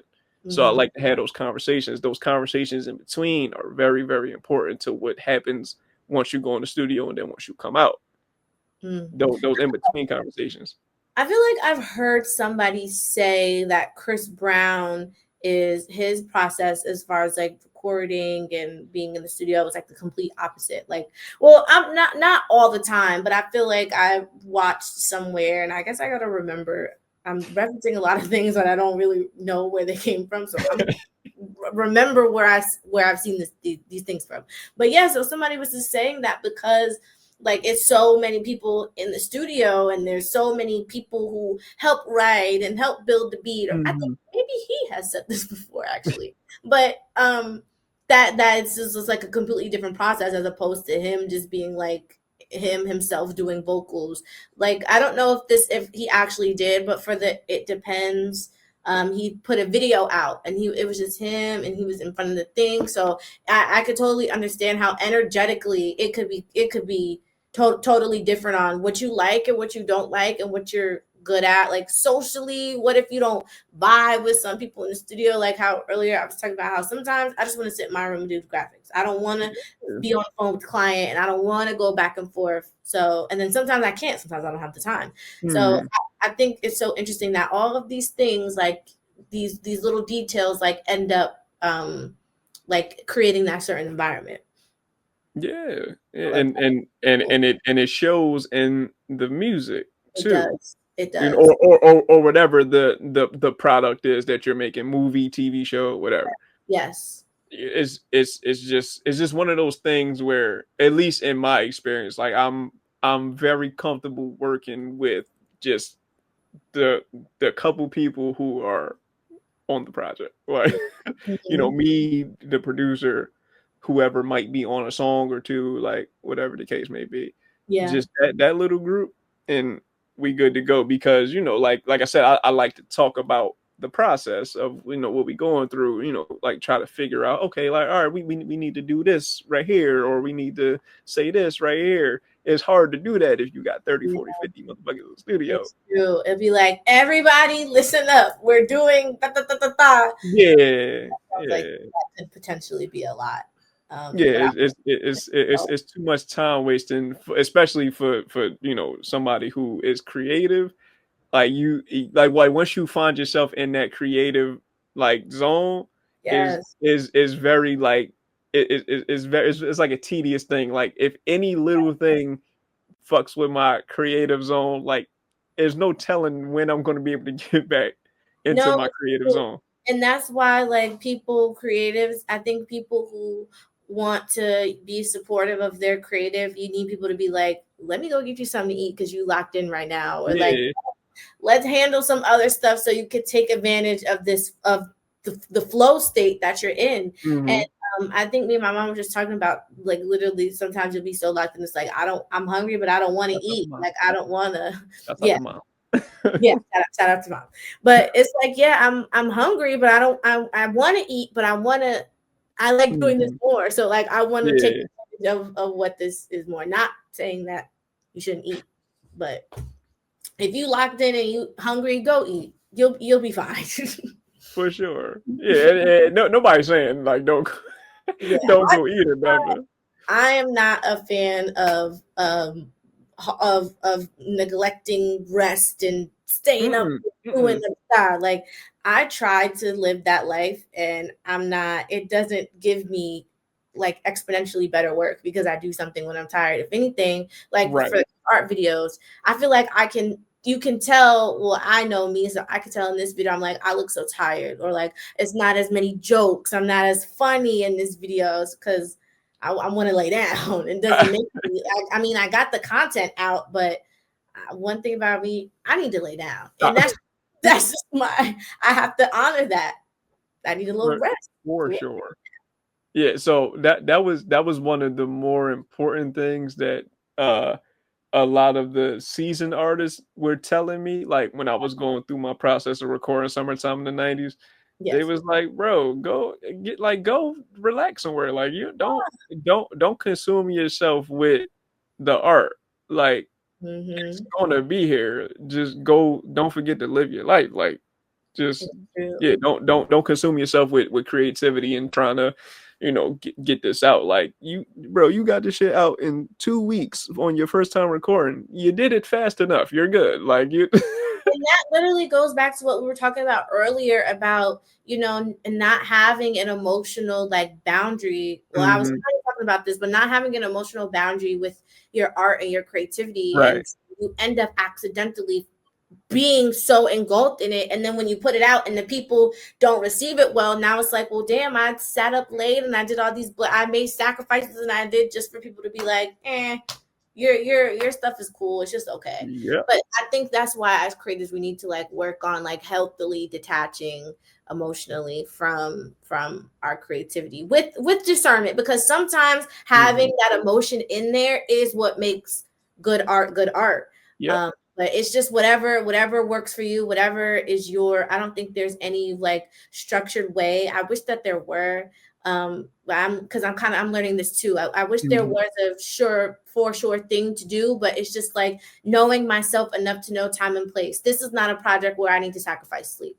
Like this Hmm. is versus there might be an opportunity where it's like could be a situation where I'm not getting paid. I'm like whatever, but this is a good connection, and this is something that Yeah. I need to be involved in investing into my future. And then sometimes you don't know, but it's just like I'm learning that you as a creative, I really have to trust myself. And I know me. I know, and I do my best. I know myself and I do my best, and that's all I could do. So I'm trying to alleviate that pressure off of me. It is what it is. I'm Okay. great, so I'm gonna do Go great. ahead, go ahead. I'm sorry. Go. What you said?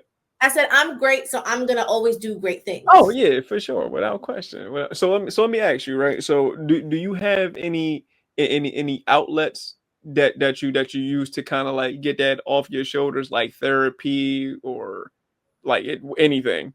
Yeah. I think for the most part, I don't know. My key thing is like I said, like sleep. Like I just like to make sure I lay down a little Yeah. bit to fully reset. But Hmm. I don't know. I'm still in the process of figuring it out, of figuring out what works good. Right now, also playing, like having fun, like you were saying earlier, like going outside to Yeah, live life and experience life can absolutely. be a really good inspiration. Hmm. Taking in other forms of media and art, like going to the museum. I was spending a lot of time at the Dali Museum, and I did like a really good video about Bryson Tiller and Salvador Dali and similar themes like that. And I'm like, oh, I would love to connect more art history and like elements of art history and some of these ancient artists, painters or whatever, to new stuff that people are creating, because nothing new is under the sun, whether people realize it or I not. say, I say that all the time on the pod. Yeah. So whether they realize it or not, everything comes from somewhere. So Hmm. it's cool to think about, to see what Salvador Dali was painting about in the 1700s or whatever, and it looks like AI. It looks Yeah. something with surrealism looks like AI art, which I think is so crazy. Yeah. So yeah, so consuming other forms of art, like I just started getting into gaming too. Oh yeah. Yeah, I have a Switch and I'm a baby in it, so I don't know any of the cool games, but I just like playing like the games I used to play when I was a kid. I used to love Yeah. Drama when I was a kid. I used to love Mortal Kombat. My dad played a lot of games, so just tapping into that energy to allow graphic design ideas to flow. Then I'm like, oh yeah, let me lock in. Yeah, it's and it's important that you say that too, because whether you know it or not, all of those other art forms like gaming or like physical art like painting and stuff like that, Yes, all of that is involved in music, like it's true. literally It's all true. involved in music. Like again, I bring up West Side Gun a lot, but West Side, like a lot of his album covers are literal paintings. Hmm. like Hmm. he likes to use Caravaggio a lot, Hmm. Caravaggio paintings.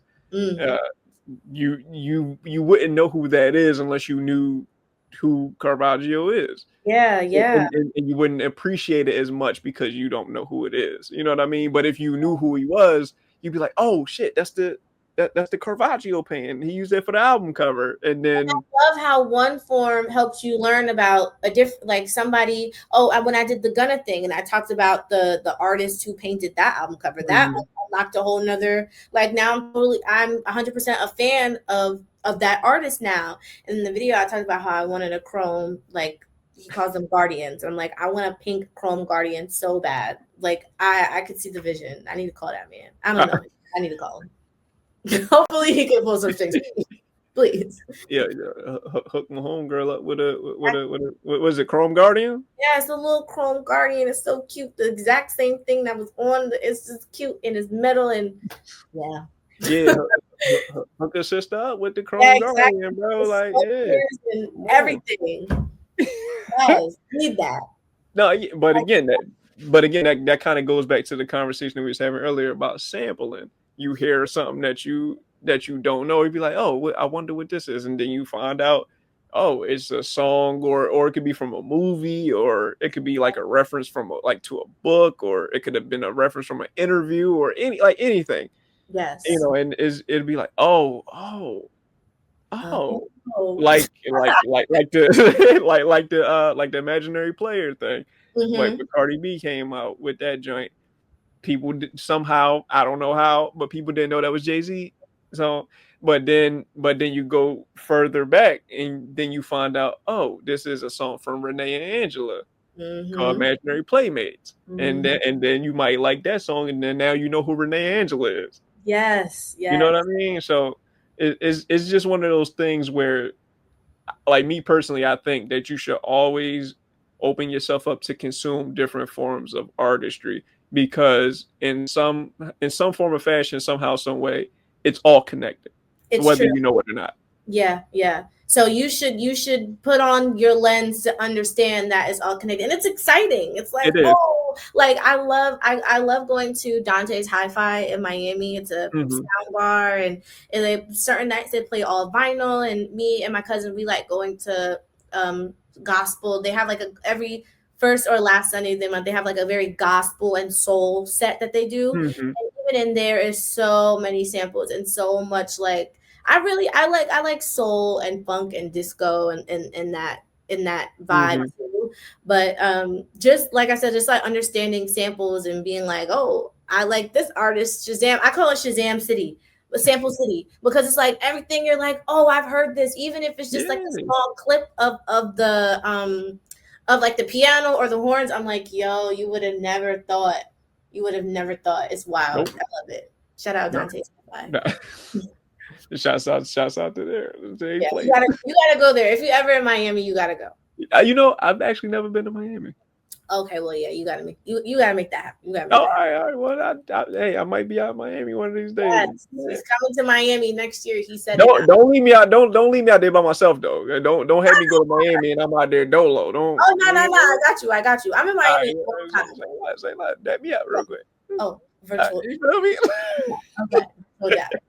Yeah, hey, you can't invite me out somewhere and then leave me dolo. No, No, I would never. I would never. Tampa has a really good sample city too. Shout out Alter Ego. That is my favorite bar. Oh my gosh! Like Okay.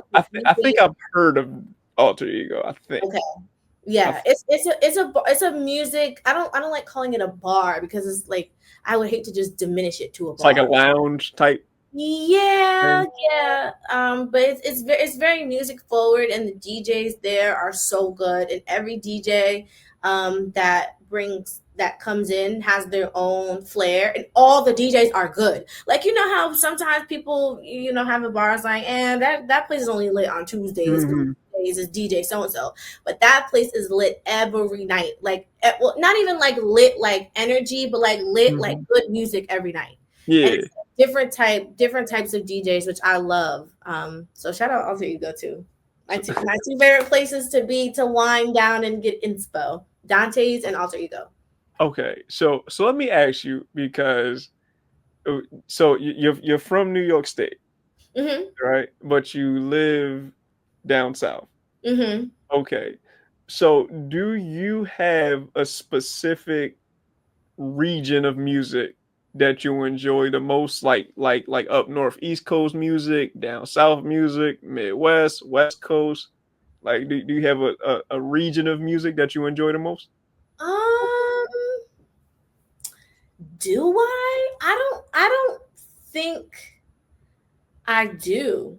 I think that growing up in New York, the type of music that I listen to I didn't realize was regional until I went to North Carolina, and I was like, y'all don't know this song? Like even like in parties and stuff, like the solid 10 songs that you would hear at every New York party is not the Mhm. same solid 10 No, songs that you would no. hear in North Carolina. And so Mm-mm. that was like a big cultural change for me. And I was like, wait a minute, no. I mean, like Dreams and Nightmares is like that's like so not even regional anymore. Yeah, It's yeah. like another big there's another song that I'm like, oh, okay, I thought this was only New York, but everybody loves this song. But there's songs that's like I never heard. Oh, like okay, so a good example is like the whole drill, like the whole Pop Smoke, whatever. Mhm. I was in college, and that was like a thing in New York. Like I had heard of drill before, and then I went to Yeah. and I was like, how do y'all know about this? But that's when I realized I'm like, oh, okay, it's not a New York thing anymore. Mhm. People listen to drill everywhere. Mhm. Not saying that it was originated in New York, but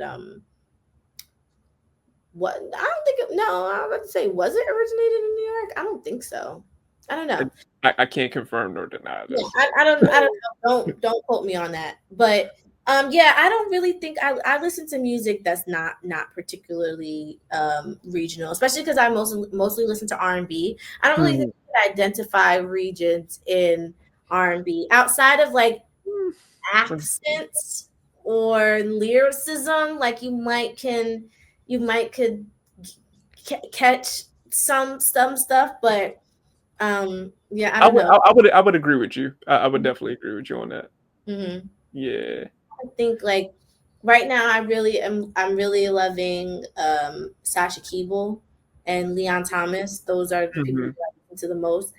But Sasha Keeble, when I heard her, I definitely was like, where is she from?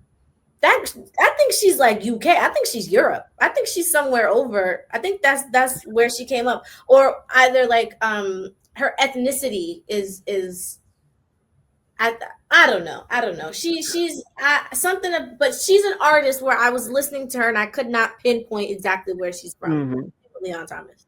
I can't. When I was listening to him, I definitely was like, I remember looking up and like, where's he from? Mhm. But somebody like Mariah the Scientist. I don't listen to her too much, but she gives Southern to me. Like Okay. somebody who's like another like Atlanta. I think Atlanta people just in general are so easy to spot. So maybe that's not a good example, but yeah, for the most part, I don't particularly listen to any any specific region of music. Okay. Okay. No, yeah, because in hip hop is, and I'm sure you know this, Yes. but in hip hop it's very region based. Like And you know what I was just thinking about? How what's every up? region has had their like moment, like had their Yeah. Yeah. worldwide moment.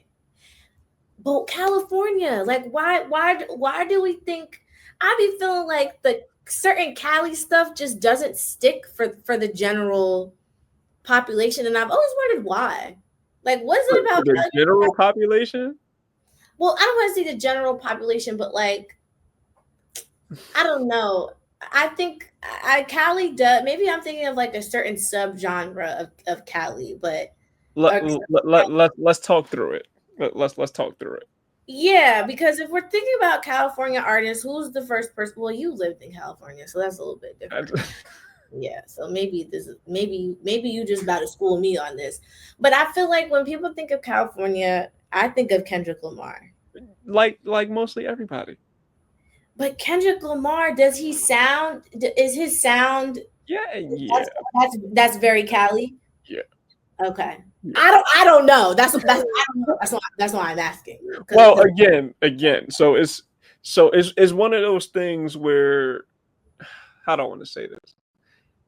So you can definitely tell where certain people are from just by their dialect and how yes, they yes, sound on record, but it's also the stuff that they be talking about. yes. So Maybe it's yeah. the lab. Like maybe I'm speaking of from like dialect and like southern. Like what's the Houston rap and Houston sound. Like Mm-hmm. I think those things are very Not distinct. the screw.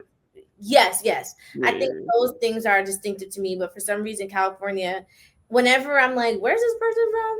I can't really tell. It's either always Florida or Cali. I'm No, like, yeah. Well, California definitely has its distinct sound. Like so I think with Kendrick more so like probably for you is like his dialect and stuff like that. Like people who are from California or who have like been around Californians Hear it can tell probably. you, yes, this Yeah. is California dude. But for like the vast majority of people, it would probably take for you to know what he's talking about to Mm-hmm. know he's from California more so than his dialect. Yeah. Whereas like a YG or somebody like that or a Nipsey Oh, Hussle, you yeah. could listen to them and you'd be like, oh, Yes. you're from LA. Yes, exactly You're that. I think 100% from that's a LA. great example because if you, yes, YG is very LA. Same thing with Nipsey, but again, I can only determine that because the accent and sometimes Right. the fashions, like the clothes, like Yeah.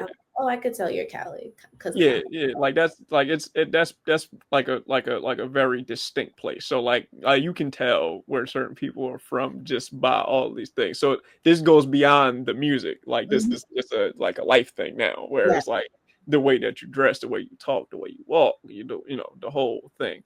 Mhm. And I think and this could just be me thinking off the cuff here, but you said that the mass majority doesn't stick with what California is talking about for the I, most part, right? I feel like yeah. Uh, my thought process behind this is because the East Coast and the South are pretty much the same coast. It, Fair. it's like it's more like in line with each other. Like Atlanta is what, like I don't even know how far of a drive it is from like New York or Philly or something like that, but it's not that far. Basically, is my point. Yeah. So It's far. I mean, it's for or a flight or like it's like a 2 hour flight or something like that. Like But it's to your close. point, California, the ain't all of that is like California itself. Like Yeah, a like whole. like the West Coast is just like pretty much by itself. The South Yeah, and the East Coast are like much closer together. So those yes. things kind of overlap, and it's more like, oh, I understand what you're talking about a little bit more than what they're talking about because we're in close proximity or closer proximity than the West Coast. Yeah. Yeah. I think well also it being like going from New York to North Carolina to now Mm-hmm. Florida. I love like I said, when you're in it, when you're living in there, you can tell. Like I've never been to California, and I almost recently I feel like I just I have a cousin that lives out there, and I've Mm-hmm. never really had a desire to go over there, but now I'm like I might need to go over there and see what's up because I feel like I have a good like cultural like read. I'm not saying Mm-hmm. I'm good in every hood. I'm not saying that, but I could like determine good adjectives to go with each region. Mm-hmm. Except California. I don't know why. I don't know why it's just um I don't know why it just never is something Mm-hmm. not for me to not understand. I don't know. So what I can tell you about California is California is almost like two or three different states. Yes, yeah, Like too. like California's a big state. yeah, but I mean like yes, but like almost like regionally, I mean. Mm, Like Southern California is vastly different than Northern California. mm, So like a place like LA or like people that's from LA mhm. are well, I shouldn't say very different, but it's a distinct difference Yeah. from like somebody that's from Oakland or somebody that's from San Francisco Mm, or Sacramento or something like that.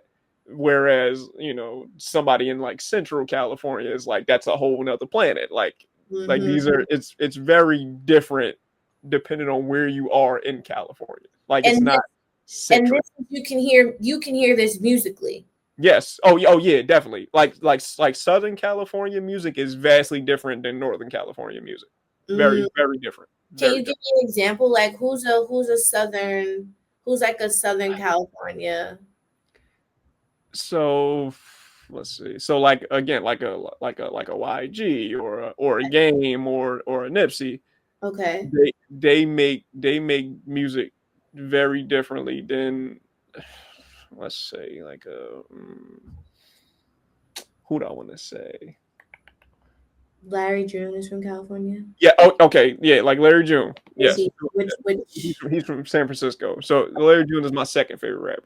Okay. So, but I didn't say Larry June because Larry June is kind of like Yeah, he's on his. He kind yeah, of. yeah. That's why I didn't say Larry June because Yeah, Larry June is kind of I like like Larry June. no Larry June. That's my shouts out to Larry June. Please, Yeah. bro, if you ever hear this or listen to my podcast, please just know I want you to come on the podcast, bro. Please. Yeah, we need to get Larry June No, ASAP. real talk. That's my guy. I actually seen him perform in San Fran. Seen him perform in Frisco. It was Juneteenth. It Ooh, was I love that. June. Yeah, I got to see Larry June on Juneteenth. Mm-hmm, mm-hmm. That was cool. Shouts out to June. But yeah, I'm trying to think. Hmm. I can't really think of nobody offhand right now. Off top, top. But the point I'm making is like Northern California is I don't know if you know what hyphy music is. No. Okay, so hyphy music is like E40 Okay. Okay. Yes. Yes. Yes. or Mac Dre. Okay. So I'm glad that we're breaking this down because when I before I was making the generalization of Cali music, I think Mhm. that's the sound that I'm talking about. Yeah, it's very different. Like yeah, like California itself is like just culturally speaking is different depending on where you are in California. Makes sense. Makes You know, sense. but just like I said, just like the music is very, very different too, Mhm. depending on where you are, whether you're in Northern California, Southern California, or wherever else in California. Right. Like up north is more of like bounce, like it's very like it's a lot of bass. Like Dancy. Yeah, Mm. yeah. And then Southern California, like they have elements of that too, but it's more I don't even know. Like I almost want to say more like traditional to like what you would hear other play. Like it's more lyrical. It's more like Yes. not to say that Northern California isn't lyrical, whatever, but it's more embedded in the the the the bounce and the dance and and just the vibe of things more so than Southern California is in my personal experience. Hmm. This was such a good lesson on cultural on Cali cultural regional Cali music because I'm saying that from a space I've never the only time I ever really was like on Cali music, my cousin used to make jerking videos on on YouTube, and so she was big Cali. She a lot of the stuff that she was listening to was for a hot second with like For sure. and all that stuff. So, but No, outside of that, I'm no, like, oh no, but okay, but even like hmm, okay, how much of classic hip hop do you listen to or no?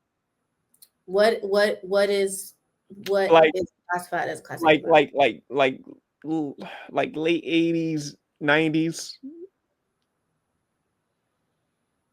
I'm like 40 to 50% knowledge, if that makes Okay. All right. Okay, so the reason I'm asking this because I'm about to take it to the East Coast, right? So we can talk about New York City, right? So Okay. you know, five boroughs in New York City. Mm-hmm. There, some of them they have similarities, but some are like vastly different Mm-hmm. in in the space of like music, right? Yeah. So and the reason I'm picking these eras is because it's more distinct for me in those eras than it is now. So like let's say somebody like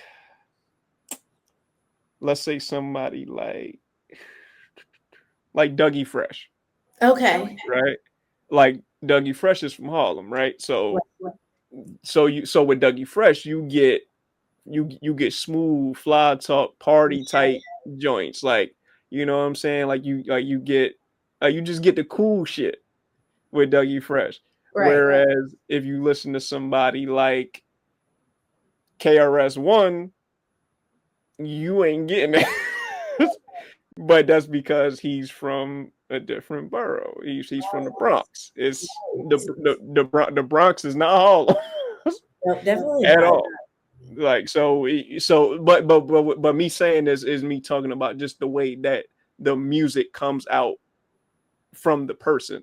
Like if you listen to a lot of guys that was making music from Harlem at that point, Yeah. you would hear a lot of like party rockers. Like Yes. you would hear a lot of party rockers. Whereas if you listen to somebody just from Brooklyn or the Bronx, you're gonna hear a lot of gritty shit. Or you might get like an occasional smooth dude like a Big Daddy Kane or something like that. But Mm-hmm. the other 9 guys are going to give you some gangster shit for the Yeah. most part. I like that you I like that you made that reference for sure, because breaking like viewing Cali sound in that way is it definitely helps me understand like 10 times. Yeah. But I feel like New York, New York and California, is it because that these places are so big that they have those super niche sounds in those regions? Like if like I'm thinking of like what's like Texas, like if somebody Mm-hmm. who's from North Texas versus South, like you get what I'm trying to say? Like is it really a distinct between like a rapper from Dallas versus a rapper from Houston? So okay, so this is what I'll tell you. Now like Texas rap, like I'm not as like in tune with like Yeah. the different subsections of Texas rap, but I can almost certainly tell you that if you ask a rapper from Dallas Oh and you yeah. ask a rapper from Houston, they will tell you we rap vastly different. I'm Mm-hmm. very sure that Mm-hmm. they will tell you this. So Mm-hmm. let's just go with that. That's, and because I'm also just thinking about just like how people, when people rap or sing, how they talk about which region of the city Mhm, they come from. Like how Lotto always says she's from this region, or like mhm, Lil Wayne will say he's from this region of the city. So mhm. yeah, I don't know. It's so interesting. It's so many different subsets of cultures in that way that if you put a micro, A microphone? nope, this word. Microscope? Well, yes, a microscope. But what's the one that it's like, and you look at it with one eye? A magnifying glass. Magnifying glass. Yes. So if you, like, would you get what I was like? I was trying to like the thing, like I was trying to look. But if you look at it through a magnifying glass, like you would see, like, oh yeah, these are actually very Yeah, um, yeah, but that's what makes things cool though. I agree. Like is it, I don't want to say. So matter of fact, I'm glad that I asked you this question because that's another thing that I think is missing a whole lot in today's music too. Mhm. Is region based music. Like I everybody good sounds the segue same. because yes, good segue because yes, that is ultimately the fact that I can't even decipher, that I'm struggling deciphering who's coming from who outside of music from 20, 30 years ago. Yeah, I think, well, maybe not 20, 30 years ago, but from some time ago, it used to be way more like, even, take it a step further, even like slang, like the slang is not is so It's the same. countrywide now, and I'm like, It's the same. everybody, I'm not saying that certain slang is saved for certain regions, but when I went Hmm. to North Carolina and people used to say that stuff was green, I didn't know what that was. Like Right. when they say stuff was green. What's another thing in North Carolina? I was like, what are y'all saying? What is that? What does And that mean exactly though? ooh, well, okay, so here's the thing though, because I think Miami people say green too, but I think Miamians say it different than maybe somebody else north southern. You know what I'm saying? Right, right. I think from what I gather, it means like somebody who's like easy, somebody who, like a easy, like a walking lick, like he's green, like he Oh, knows, like that's okay. So I know what that means. That's I've heard that in other places, not particularly the South, yeah. but I know what that means. Yeah. Okay, yeah. So maybe it probably also didn't originate. I'm not claiming that it originated in the South, because the one thing about North Carolina that I've learned, that there's so many people that pass through. So sometimes Hmm. they might leave a slang or two on passing through on the way from maybe from Philly and I lived in North Carolina Yeah. and now I live in this. So I could see that too. But yeah, slang is a really good example of that because No, yeah. they told me that I said dead ass a lot when I first came. They told me I said dead ass a lot. They told me I cursed a lot, period, and they told me that I was loud.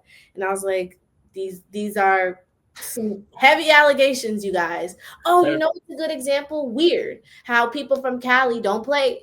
I hear on TikTok, don't call anybody from California weird because that's like fighting words, apparently. If you say that. So well, I guess I shouldn't say California, but a certain region. So, but yeah, I think slang is like a good example of too of how stuff is just like yes. all mixed together now.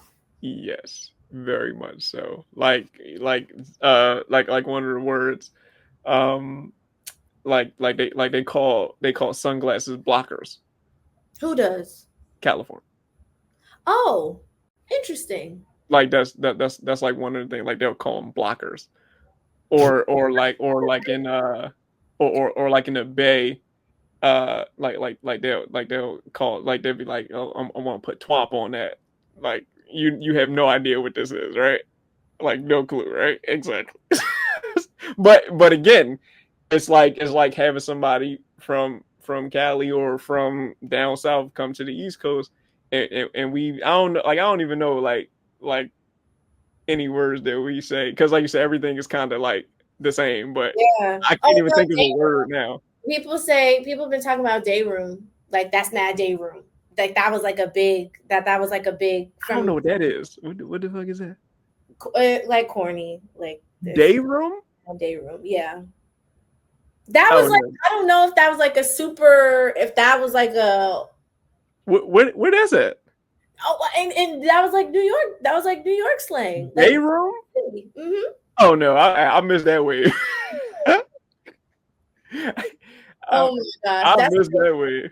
do you remember a time where everybody would say like Beddington, like they would say like tin on the end of everything. Do you remember Yes, that vibe too? yes, Okay. yes. So it was like around that Never, era. and probably I don't remember fucking day room because this whole tin shit. Take it out. Don't take it Yeah, out. I think it's really funny. Another good example too is John. That took me a minute to understand the concept of a John. Okay, so What John, so I got it now, but at no, for first, sure. But see, but the thing about that particular word though is people just don't understand that everything is a John. Like everything. Like it's not just like a specific thing or like what it's literally everything. that's why certain lingo should just stay No, right. like stop trying to I actually don't like sometimes when other people try to like, oh, what's a good one? Jit. Like people I find that people in North Yeah, Carolina start saying that jit. shit that should stay in Florida. That's Florida. That should That's stay in Florida. Miami. Leave them for that. Cause now Shout y'all out to my sound corny. Floridians. Yeah, like there's a difference between Floridian and a different Miamian. Okay. So I'm learning that too. Miami is so interesting culturally too. I kind of rock with it, I'm not gonna lie. I never been to Miami, so I can't speak on this, but please do tell. Yeah, I'm not a Miami. It's only my 30 out here, so I don't know. But I'm just noticing and like the parts of Miami that I stay in are not the parts that I go to are the very bougie parts. So people don't I only have like a couple friends that actually use real lingo. So I'm like, wait, what is that you just said? Say that again. What's that word? Hmm. So, but yeah, I love it. I love that it's all I love that you can all hear it through the music. Yeah, but again, it's like listening, especially to like the eras before right now. Like you can like it's just so refreshing to be like, oh, they from St. Louis, they from Chicago, they from Detroit. Like it was so refreshing to just have everybody have their own thing. Like everybody sounding the same and you can't tell where's nobody from or whatever. Like that's not fun for me. It's I not. agree. I agree. It It's just not fun for starts me. to sound very robotic and very. It's like not unique. Like to your point, it's cool hearing some stuff and being like, what is this? I like this. Yeah. Oh, G Herbo. And like that Chicago rap on the, Mhm. I don't know if is that the downbeat or not the downbeat, but like how they like the rap.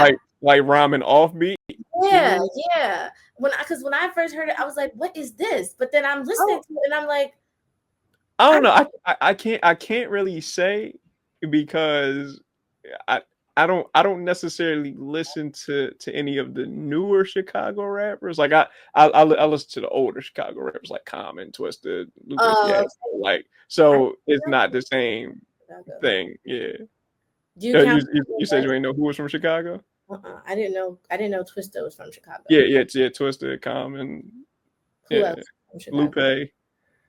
Uh, Oh, who else from Chicago? I think I like Chicago rappers too. No, Then no, no, Chicago was definitely one of the best places, for rappers for sure, for sure. that's interesting. I'm definitely gonna start like noticing, even with not necessarily new stuff, even with old stuff too. Like Yeah, where do I even singing? I just found yeah, out that Pretty Ricky that they're Miami, and it's yeah, like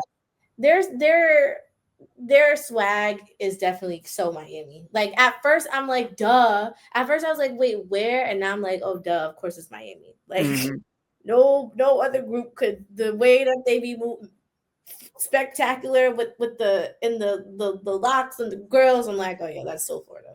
So Florida. Love that. yeah. But it also again like goes back to another point we was talking about. Like it adds to the story of the artist, and then therefore the music.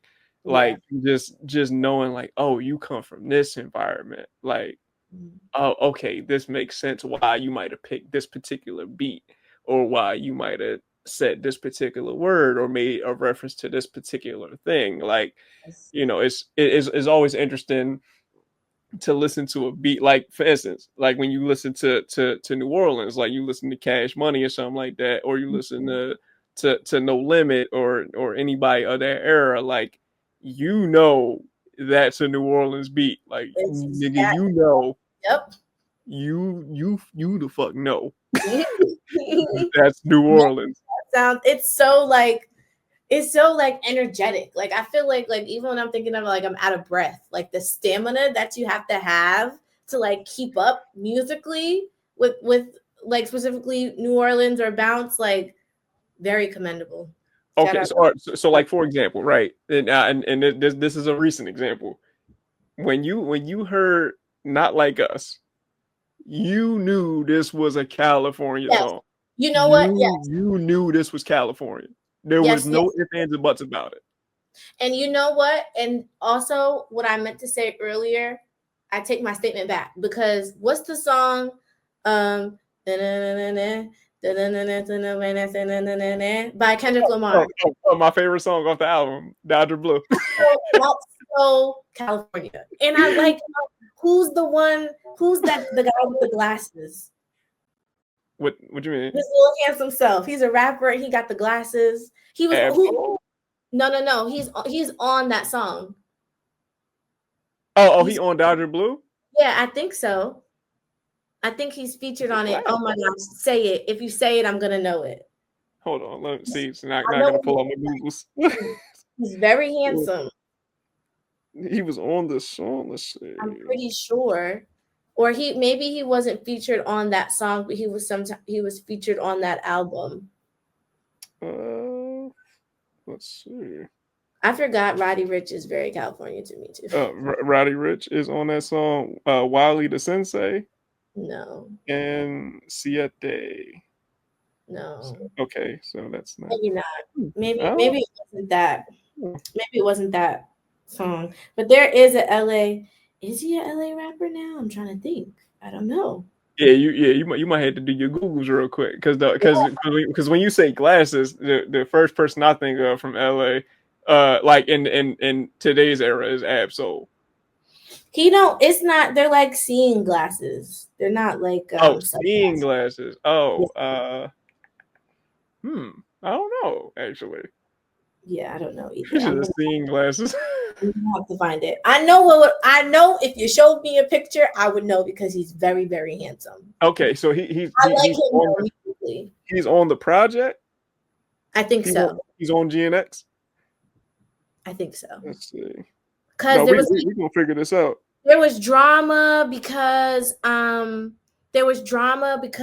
him, it was like him and another rapper, and he like started doing music and started like not started doing music, but he was taking advantage of, the Kendrick stuff, and the other rapper wasn't.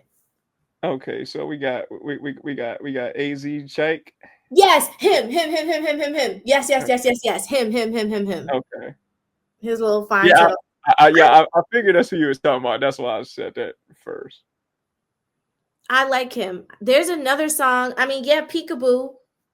I like that song, but there's another song that I like that I heard, and I was like, I like this. But again, all examples of like very California. Yeah, but yes. Can we just talk about Dodger Blue for a second, real quick? Because That's such a good song. that's the best song on the album. I think I might agree. Let me look at the It's song of this album. it's a short song, but it's the best song. No, they skated. Literally. Yeah, I agree. That's the best song on the album. Yeah, Or like my favorite song on the album. yeah, well, yeah, that's okay. Yeah, let me refrain and say that's my favorite song on the album by a substantial margin. Yeah. That was a good. I remember that GNX is always going to be one of the albums that I remember where I was when I listened to it. I was definitely I was flying back from Iceland Iceland on the plane. Yeah, I went to Iceland last November, coming up on a year. Okay. And I was on the plane and I was like, let me just download the whole album real quick. Because I don't know if it had come out right when I was on the plane, but I remember I downloaded Brandy, the whole album of which Brandy album? Full Moon. Because I was like, I want the whole Full Moon album, and I was like, I'll pick another, and then I think everybody was talking about the Kendrick Lamar thing, so I was like, I'm down with that. But yeah, Kendrick Lamar is who he is for a reason. I'll say that. Shouts out to Kendrick Lamar again. I'm throwing this out there. If you ever hear the HolloTalk podcast, come holler at your boy, man. we love you on this side, K-Dot. Okay. That's exactly it. So real quick. So I want to get into your graphic design career. So what do you see your graphic design career becoming? And also, what is some of the best things that you've done so far in your graphic design career? That's a good question. Well, as far as where I see like my design career going, I definitely want to keep being in that pocket of creative direction and kind of like overseeing multiple projects, or multiple, well, yeah, I guess you could say projects under one project, if that makes sense.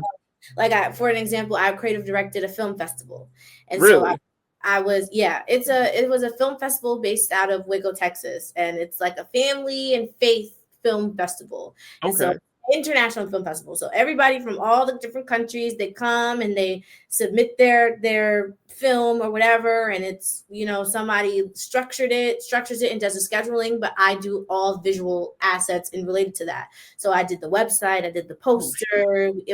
I was a part of the 5th anniversary team, so it was like we did a whole bunch of special VIP invitations and swag bags and things like that, and it was kind of my job to design and make sure that everything like looked and felt cohesive for what the brand or the subject was.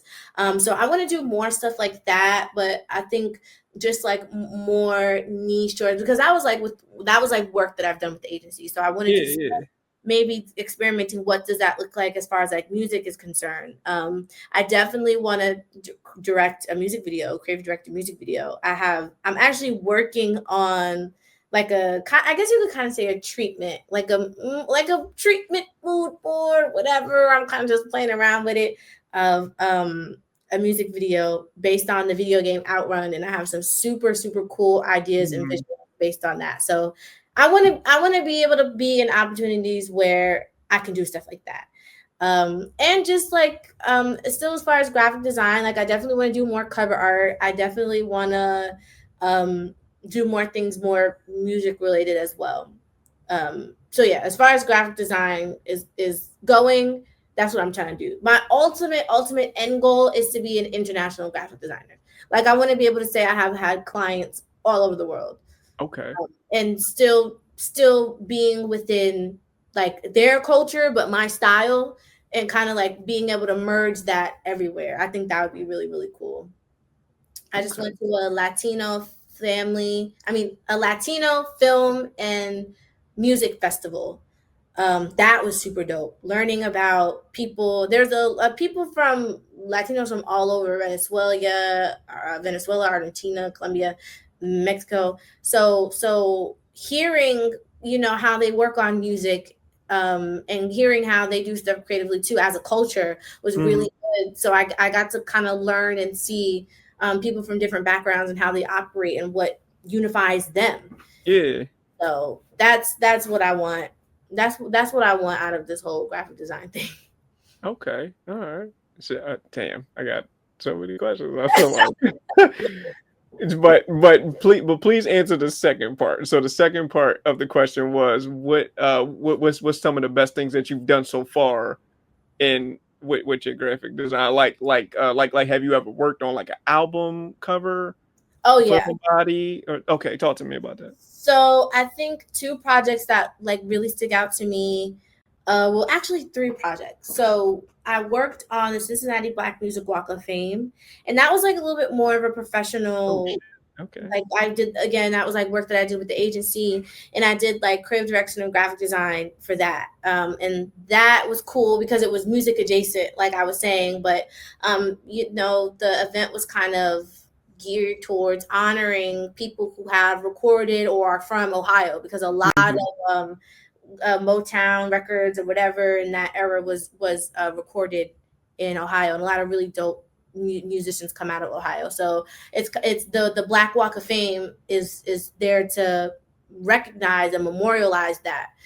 So that was a really cool project too that I got to do, just like creative assets for Mhm. menus for the VIP party, posters, social media stuff, parking signs, like all of that stuff, and like bringing elements of everything of our main thing into every little detail.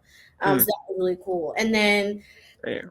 I'm also thinking of I did a cover art for Blue Nightmare, and that was really because Blue Nightmare.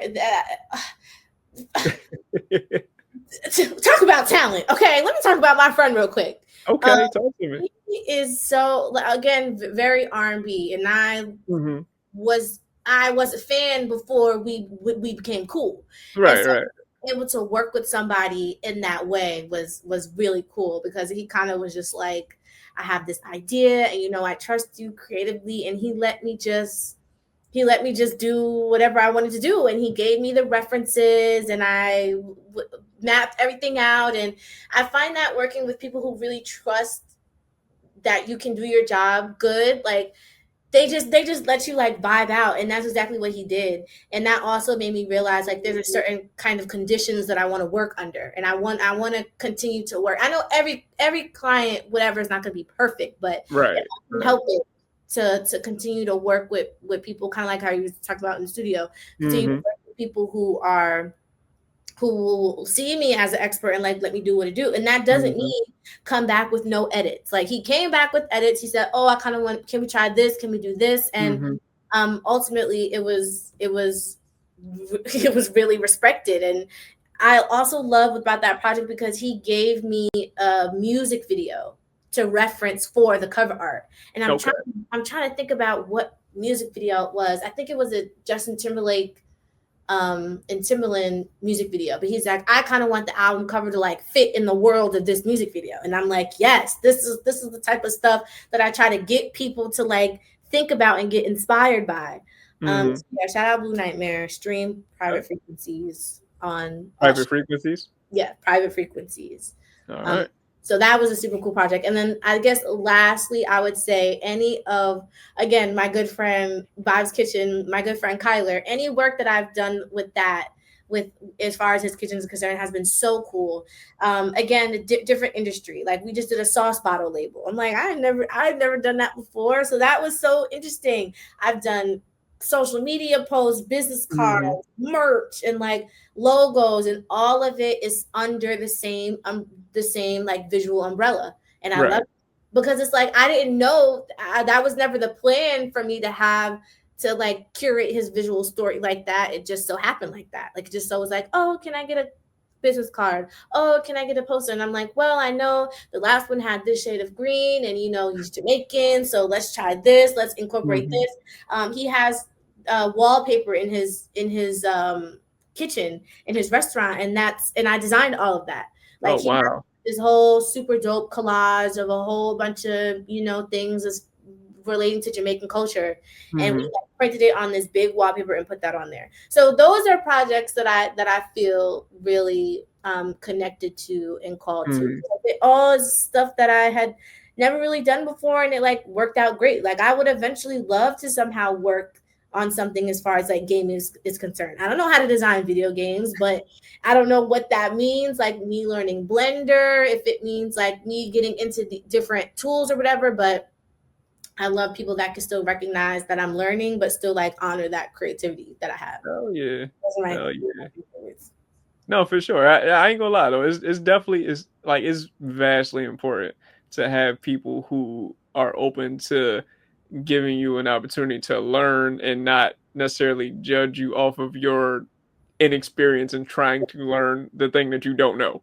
Yeah, it's true. Because it's like as long as you can identify like this person is like so creative, whatever Hmm. they come up with is gonna be fire. Like, and that's kind of like the standard I'm setting for myself because I care about people are putting their visual identity in my hands. Right. So I really care that this person, I want after every graphic, everything that I create, your money need to be going up. These cards need to be getting you mad clients. These For posters sure. get mad people scanning the QR code. And I think about that, and I think that there's a big responsibility for that. I would hate for me to do a design and for a client and for their audience to not feel connected to the design. Good design or bad design. It could be a good design if it doesn't align with the integrity of the brand, it doesn't matter. Right. So I take a lot of I'm very hard on myself with that. But like I was saying earlier, like I'm great. So it's like anything that I'm gonna do is gonna be great. And sometimes things aren't meant to turn out like how you want them to turn out. Come on, Hmm. happy accidents, Bob Ross. So I just gotta like let that flow and just trust that whatever I put my hands on is gonna be fire. So For sure. No, I ain't gonna lie. So I would say that that's one of the more important things to have as a creative is knowing that you have the ability and the talent and mhm. allowing that to shine through because a lot of us have imposter syndrome. Yes, yes. Yeah. So wait, And oh imposter go ahead. when you think imposter syndrome is when you feel like you don't like you You don't shouldn't. belong. Okay, okay, Like yeah, like like like if you went in a room with 100 other graphic designers, you if you have imposter syndrome, you're gonna feel like, oh, I'm not good enough. Why am I even in this room? Like I mhm, don't, yeah, yeah, yeah, you know. yeah. And again, like I'm not saying that anybody's impervious to this or Hmm. anybody can't feel this, even if you are great. Like, but it also helps to know like, oh, like I'm here for a reason. Like I'm not in this room by mistake. I'm not in this room by a happy accident per se. Like Yeah, I deserve to be here because of what I bring to the table and what my talent says. My talent says I should be in this room. You right. know, so it's just one of those things where if you have the self awareness to be like, oh, I know this about myself, and I know that this is what I bring to the table.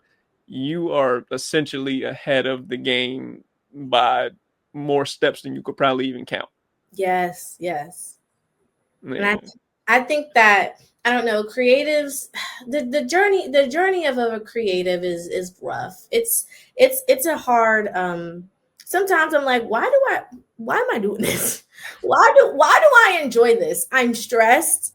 I'm overwhelmed. I'm like, I want to lay down. Why did but I love it. So I'm like, clearly I for sure fully believe like this is the being a graphic designer, being a creative is gonna teach me so much about life. Like I find that people sometimes, and me and my good friend always talk about this, sometimes people learn a lot of hard and heavy lessons through different like sectors and themes of their life. Mhm. Like sometimes people learn a lot of like life lessons through their relationships. Yeah. Sometimes people learn through family. Sometimes people have to learn through school. But I feel like for me, it's gonna be creativity. Like that's gonna be through clients, through working, through actually physically designing, through meeting people. I think that this is meant for me to learn so much about life. And that's cool to be able to like learn about life through creativity. Heavy, scary, stressful, but cool. I wouldn't have it any other way, honestly speaking.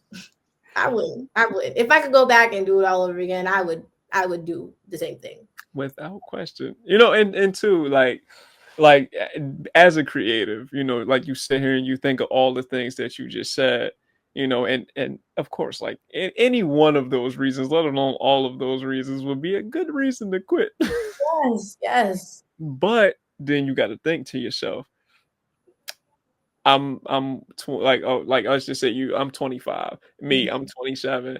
Would you rather live a 9 to 5 life and go to a job that you hate or whatever, when you have an opportunity to do something that you love, see it affect so many different people with your creative vision, Mhm. and you will being able to apply your creativity to things and create things that you couldn't even imagine, And and it's like impact so many people. I sorry not to cut you off. No, you all good. Am literally like having that moment in my graphic design journey right now. I'm like, Mhm, I tried. I always complain because I'm like, working in freelance clients, the people don't pay on time. They do mhm, whatever they want to do. They think, oh, just because it's just you sitting here doing these, oh, can you whip me up a little bit? Like people don't respect time, and there's all these mhm, people like, why don't you just get a regular job? I'm like, first of all, y'all, I've tried.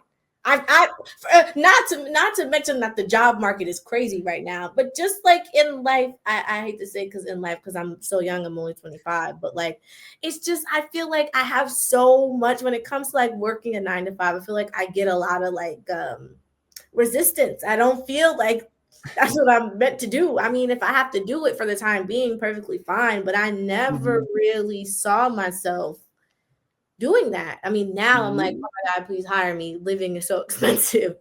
Anybody, please.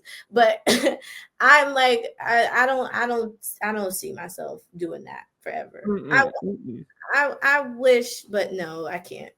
No, and the reason I'm bringing this up is because, like, you might not think about it like in this way because like you just live in life, but Yes.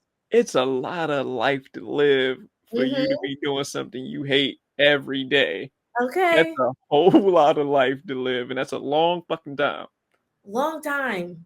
Like, what are you Yeah. gonna? And then people don't even for what if you're being in positions to do stuff that you don't want to do, or you got to do something that you don't want to do, and you don't even take care of yourself while you're doing the thing that you don't want to do.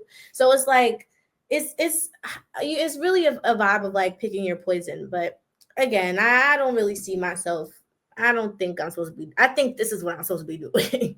Like Yeah. I feel like this is my whatever in the creative field. Tomorrow it might not be graphic design. Tomorrow I might pick up a mic. I might want to be a singer.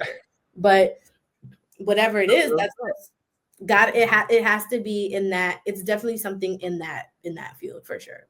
Yeah, and me saying all this to say, I'm just saying, like, while you're doing this and you doing it to your fullest level, do that shit to Mhm, your fullest level. Like, you mhm. you you would, and this is me saying this to me too.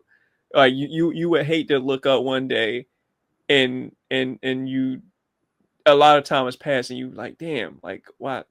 why didn't I go harder with doing this thing? Why didn't I show up to these events? Why didn't I, reach out to this person or these people to, Yes. try to connect and, make something happen? Like you just never know, like what you could do in order to get you to wherever it is you're trying to go. And it Right. could just be something as simple as like sending a DM to somebody or going to an event. Like I Mhm. reached out to you and was like, "Yo, like, would you mind coming on the pod? Like, I enjoy your content." Like, and you Yes. was like, "Hell yeah, bro!" Now we on here what almost 2.5 hours, Yes. and Yes. we talked about a whole lot of cool stuff. And people are going to hear this, and now we both have combined audiences now. And somebody might be like, "Oh shit, I didn't.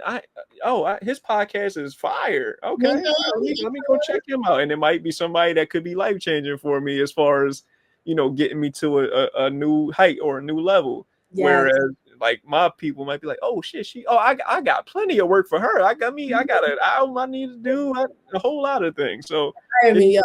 yeah. Please. Beat Yeah, me. for sure. Yeah, holla at my homegirl for sure. Um, But yeah, it's just one of those things where like I'm saying this for both of us and every creative in the world. yes. If you're doing it and this is what you really want to do and you have some semblance of a path that you're on, do that shit, Yes. do that shit, do that shit. We might need to put that on a shirt. You Put that on a t-shirt. feel me? Do that Hey, shit. Nike says just do it, and Jetpack Nick says do Do that that shit. shit. Do that shit is more fun. Just do it. Because just do it is giving like, first of all, don't tell me what to do. Do that shit is giving like, yeah, do that shit. Do that shit. All right, so I got one more like graphic design question for you, and then if you got any questions for me, feel free to ask. Okay. So the album cover situation, right? Mhm. Do you have a top five favorite album covers? And this could be for any genre of music. Okay. Do you have a top five favorite album covers? I guess I gotta get my stuff together because somebody just asked me this and I was like, Oh, did they? but kind of. Okay. I want to have like a list of my top 10 favorite album covers. But as far as right now, my top five when I'm thinking of stuff off the top of my head, I'm thinking of Aquemini. Love Aquemini. I talked about that on my Instagram, I think. Yeah. I did a whole because it was like Outcast. It was like the anniversary, and they had the birth chart in the background, Mhm. and I love like the super psychedelic, psychedelic elements of that, um, Mhm. and just also like Aquemini just sounds like Aquemini just sound that's fire. Whoever came up with that, because they could have said Gem Aquarius. Yeah, That that sound it, that that that don't doesn't hit. that doesn't roll Aquemini off the tongue real just I wonder what if that album would have called Gem Aquarius. fast. Yeah, no, it's not the same album. No, definitely not. What other album covers do I really, really love? I don't know if this counts, but I love Beyonce self-titled. And Okay. I feel like it might be it's just because it's like Beyonce, it literally just this, but Beyonce in pink. But if we're thinking about like what Beyonce was like going for at that time and like her journey and like her in her music career, Mhm. it was important for her to have an album cover that's just Beyonce. Right. I don't have to give you like it felt very much like I don't have to give y'all anything else but Beyonce because I'm Beyonce. Also, that album is really significant to me. That's one of my favorite albums, like musically of all time. Okay. Um, You want to give a backstory as to why?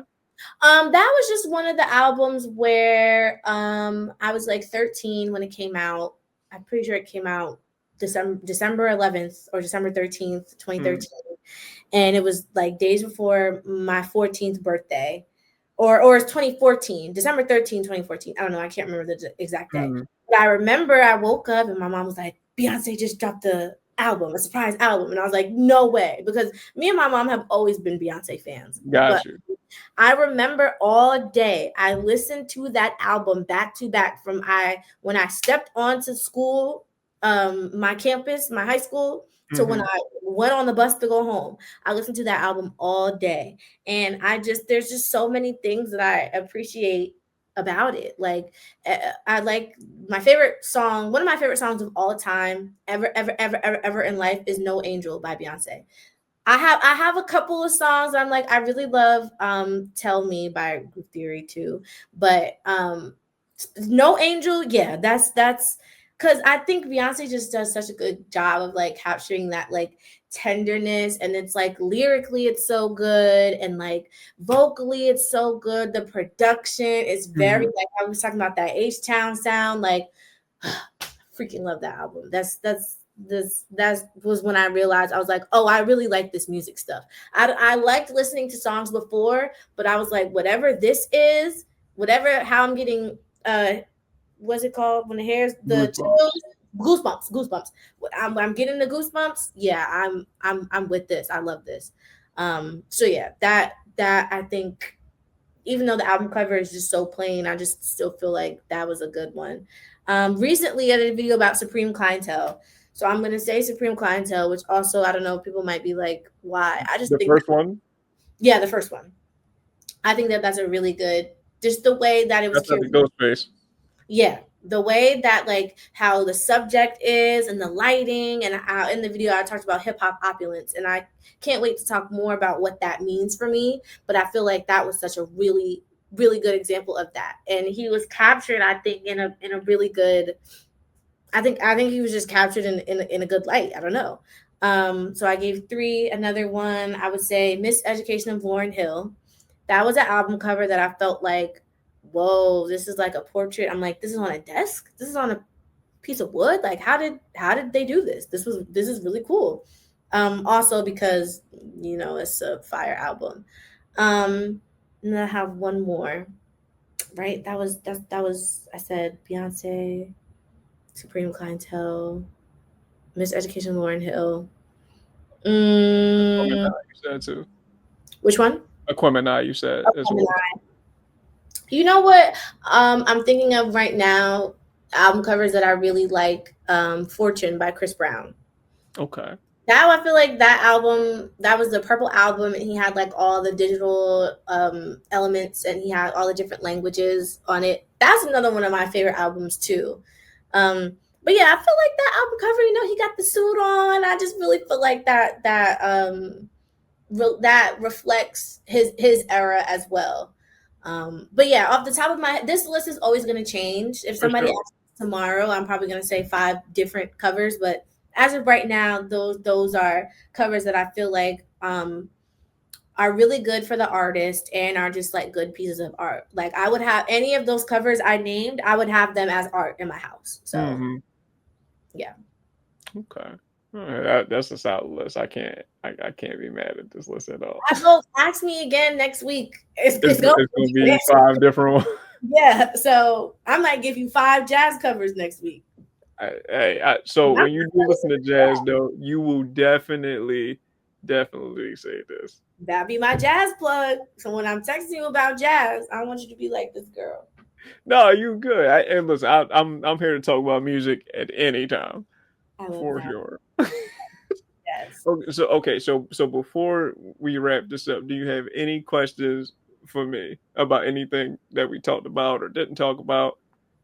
Okay, yeah. My last question for you This don't is have to be your last one, but no, it probably will be. okay.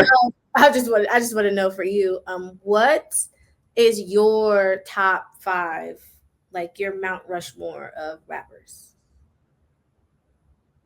That's a hard one, but off the top of your head. No, it's not. No, it's not hard. It's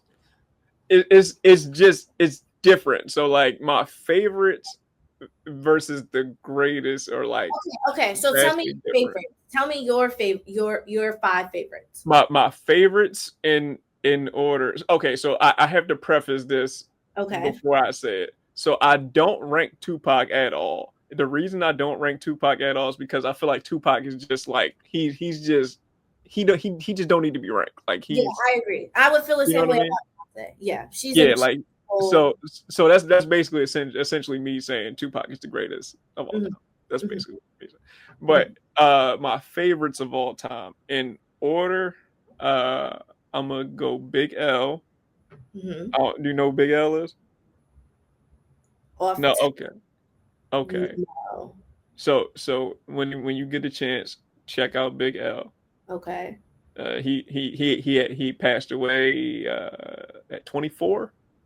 Oh wow. He was, You know, yeah, it's so funny that you said that because when you said Tupac is the greatest all time, I'm like, damn, Tupac ain't 25. even get to really. He only gave us but so much in such a short time. Yep. That's a sad one too. I hate when legends leave too Yeah. early. Like could you imagine how different the world would be if even just a handful of these people just lived, Yes, like let Whitney. alone all of them, but Yes, just a handful of them. yes, seriously. Okay, so Crazy. Big L. Big L, Big Pun is my number 2. Mm-hmm. Nas is 3. Okay, Uh, DMX is 4, okay. and Jadakiss is 5. Ooh, that's a solid. You might know a thing or two. Okay. My 5 favorites of all time. That's a solid list. I like Yeah, that. yeah. I, Can I I like. can I give you 10? Yeah, I give you 10. I give you yeah, 10. yeah. 6. I debate this with myself all the time, Okay, what is it? and I don't know what I said previously. But I'm gonna go Biggie 6. And this is in order, or this is no particular This is order. in order. Okay. I'm gonna go Biggie 6. I'm gonna go J 7. Hmm. I'm gonna go Fife Dog 8 Mm. from A Tribe Called Quest. Uh, I'm gonna go Raekwon 9, Mm-hmm. and then 10. I always say Ghostface, so I'm gonna say Ghostface, but 10 is going to be 2 people because I'm gonna cheat a little bit. Okay. Ghostface is going to be 10 along with Prodigy from Mobb Deep. This is an interesting list. Yeah. No arguments here. Okay. I Yeah, like that's my favorite. These are my favorites that. of all time. And so these people, these are artists that you say like would inspire you. Well, actually, let me listen to "Summertime in the '90s" and then come back. I'm trying to think. Do I sound like I I'm don't about know? to say, are we gonna hear these artists in a little bit? Like, would we be able to tell that these are some of your favorite artists by listening to? You could tell. I guess so. Don't even worry about it. I'm gonna Let me listen to them. see. I'm trying to think though, because of course like I infuse like elements of said artists, like and even some of the artists like I didn't name too, like Yeah. like some of my other favorite rappers of all time, like a Mace or somebody Mm, like that, you can hear certain elements of each of those guys in my rhymes, but I do think I'm able to be distinctly myself mm, also very important. on my songs, like, but again, this is also me talking from a place of someone who just recorded for the first time. Yeah. So Yeah. I can't really say like I have a distinct or distinguished sound yet, I but can't I wait do think for I that. sound like myself. After after you're on like project 3 or 4 or 5, Yeah. I can't wait to come back to this and see how your influence, not influences, but like how you as an artist like have grown. Very Yeah. excited for that.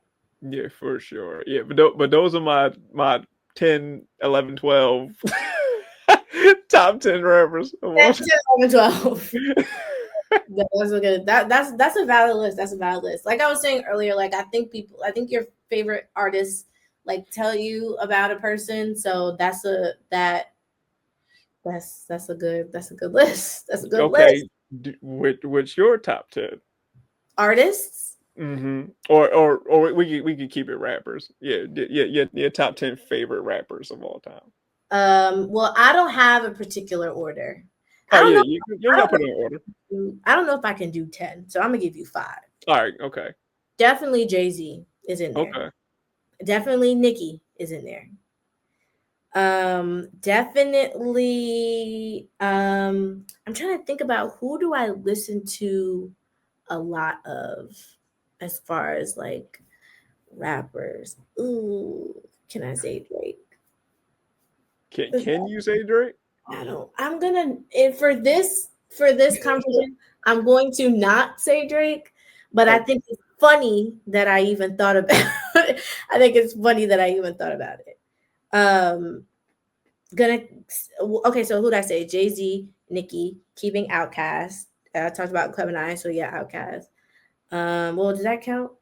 I mean, they're a group, but sure, why not? Yeah, just two. So, It's just two of so them. I will say this about Outkast, and this is I have to say this because Or maybe I'll only say Big I Boy. don't like how people try to separate the two as far as distance is concerned. Yes. So people like to put Andre 3000 top 5, top 10, sometimes as high as number 1, which Mm-hmm. I'm not debating. He's one of the greatest rappers of all time. But I Mm-hmm. don't think it's logical or fair to put him that high and not include Big Boy in your top 50 or top Yeah. 30. Oh Like yeah. that makes no sense. Like I don't personally think that one of them raps that much better than the other one for one to be ranked that high I and agree. one to be ranked that low. I That's it. That's all I got to say about that part. I feel like well, like talking about how the duo of them all, like the duo, like it's not. Why would you? I don't want to say it's apples to oranges, but it's not a situation of like it wasn't structured that way. Like one of them was not meant to be better or Right. than the other.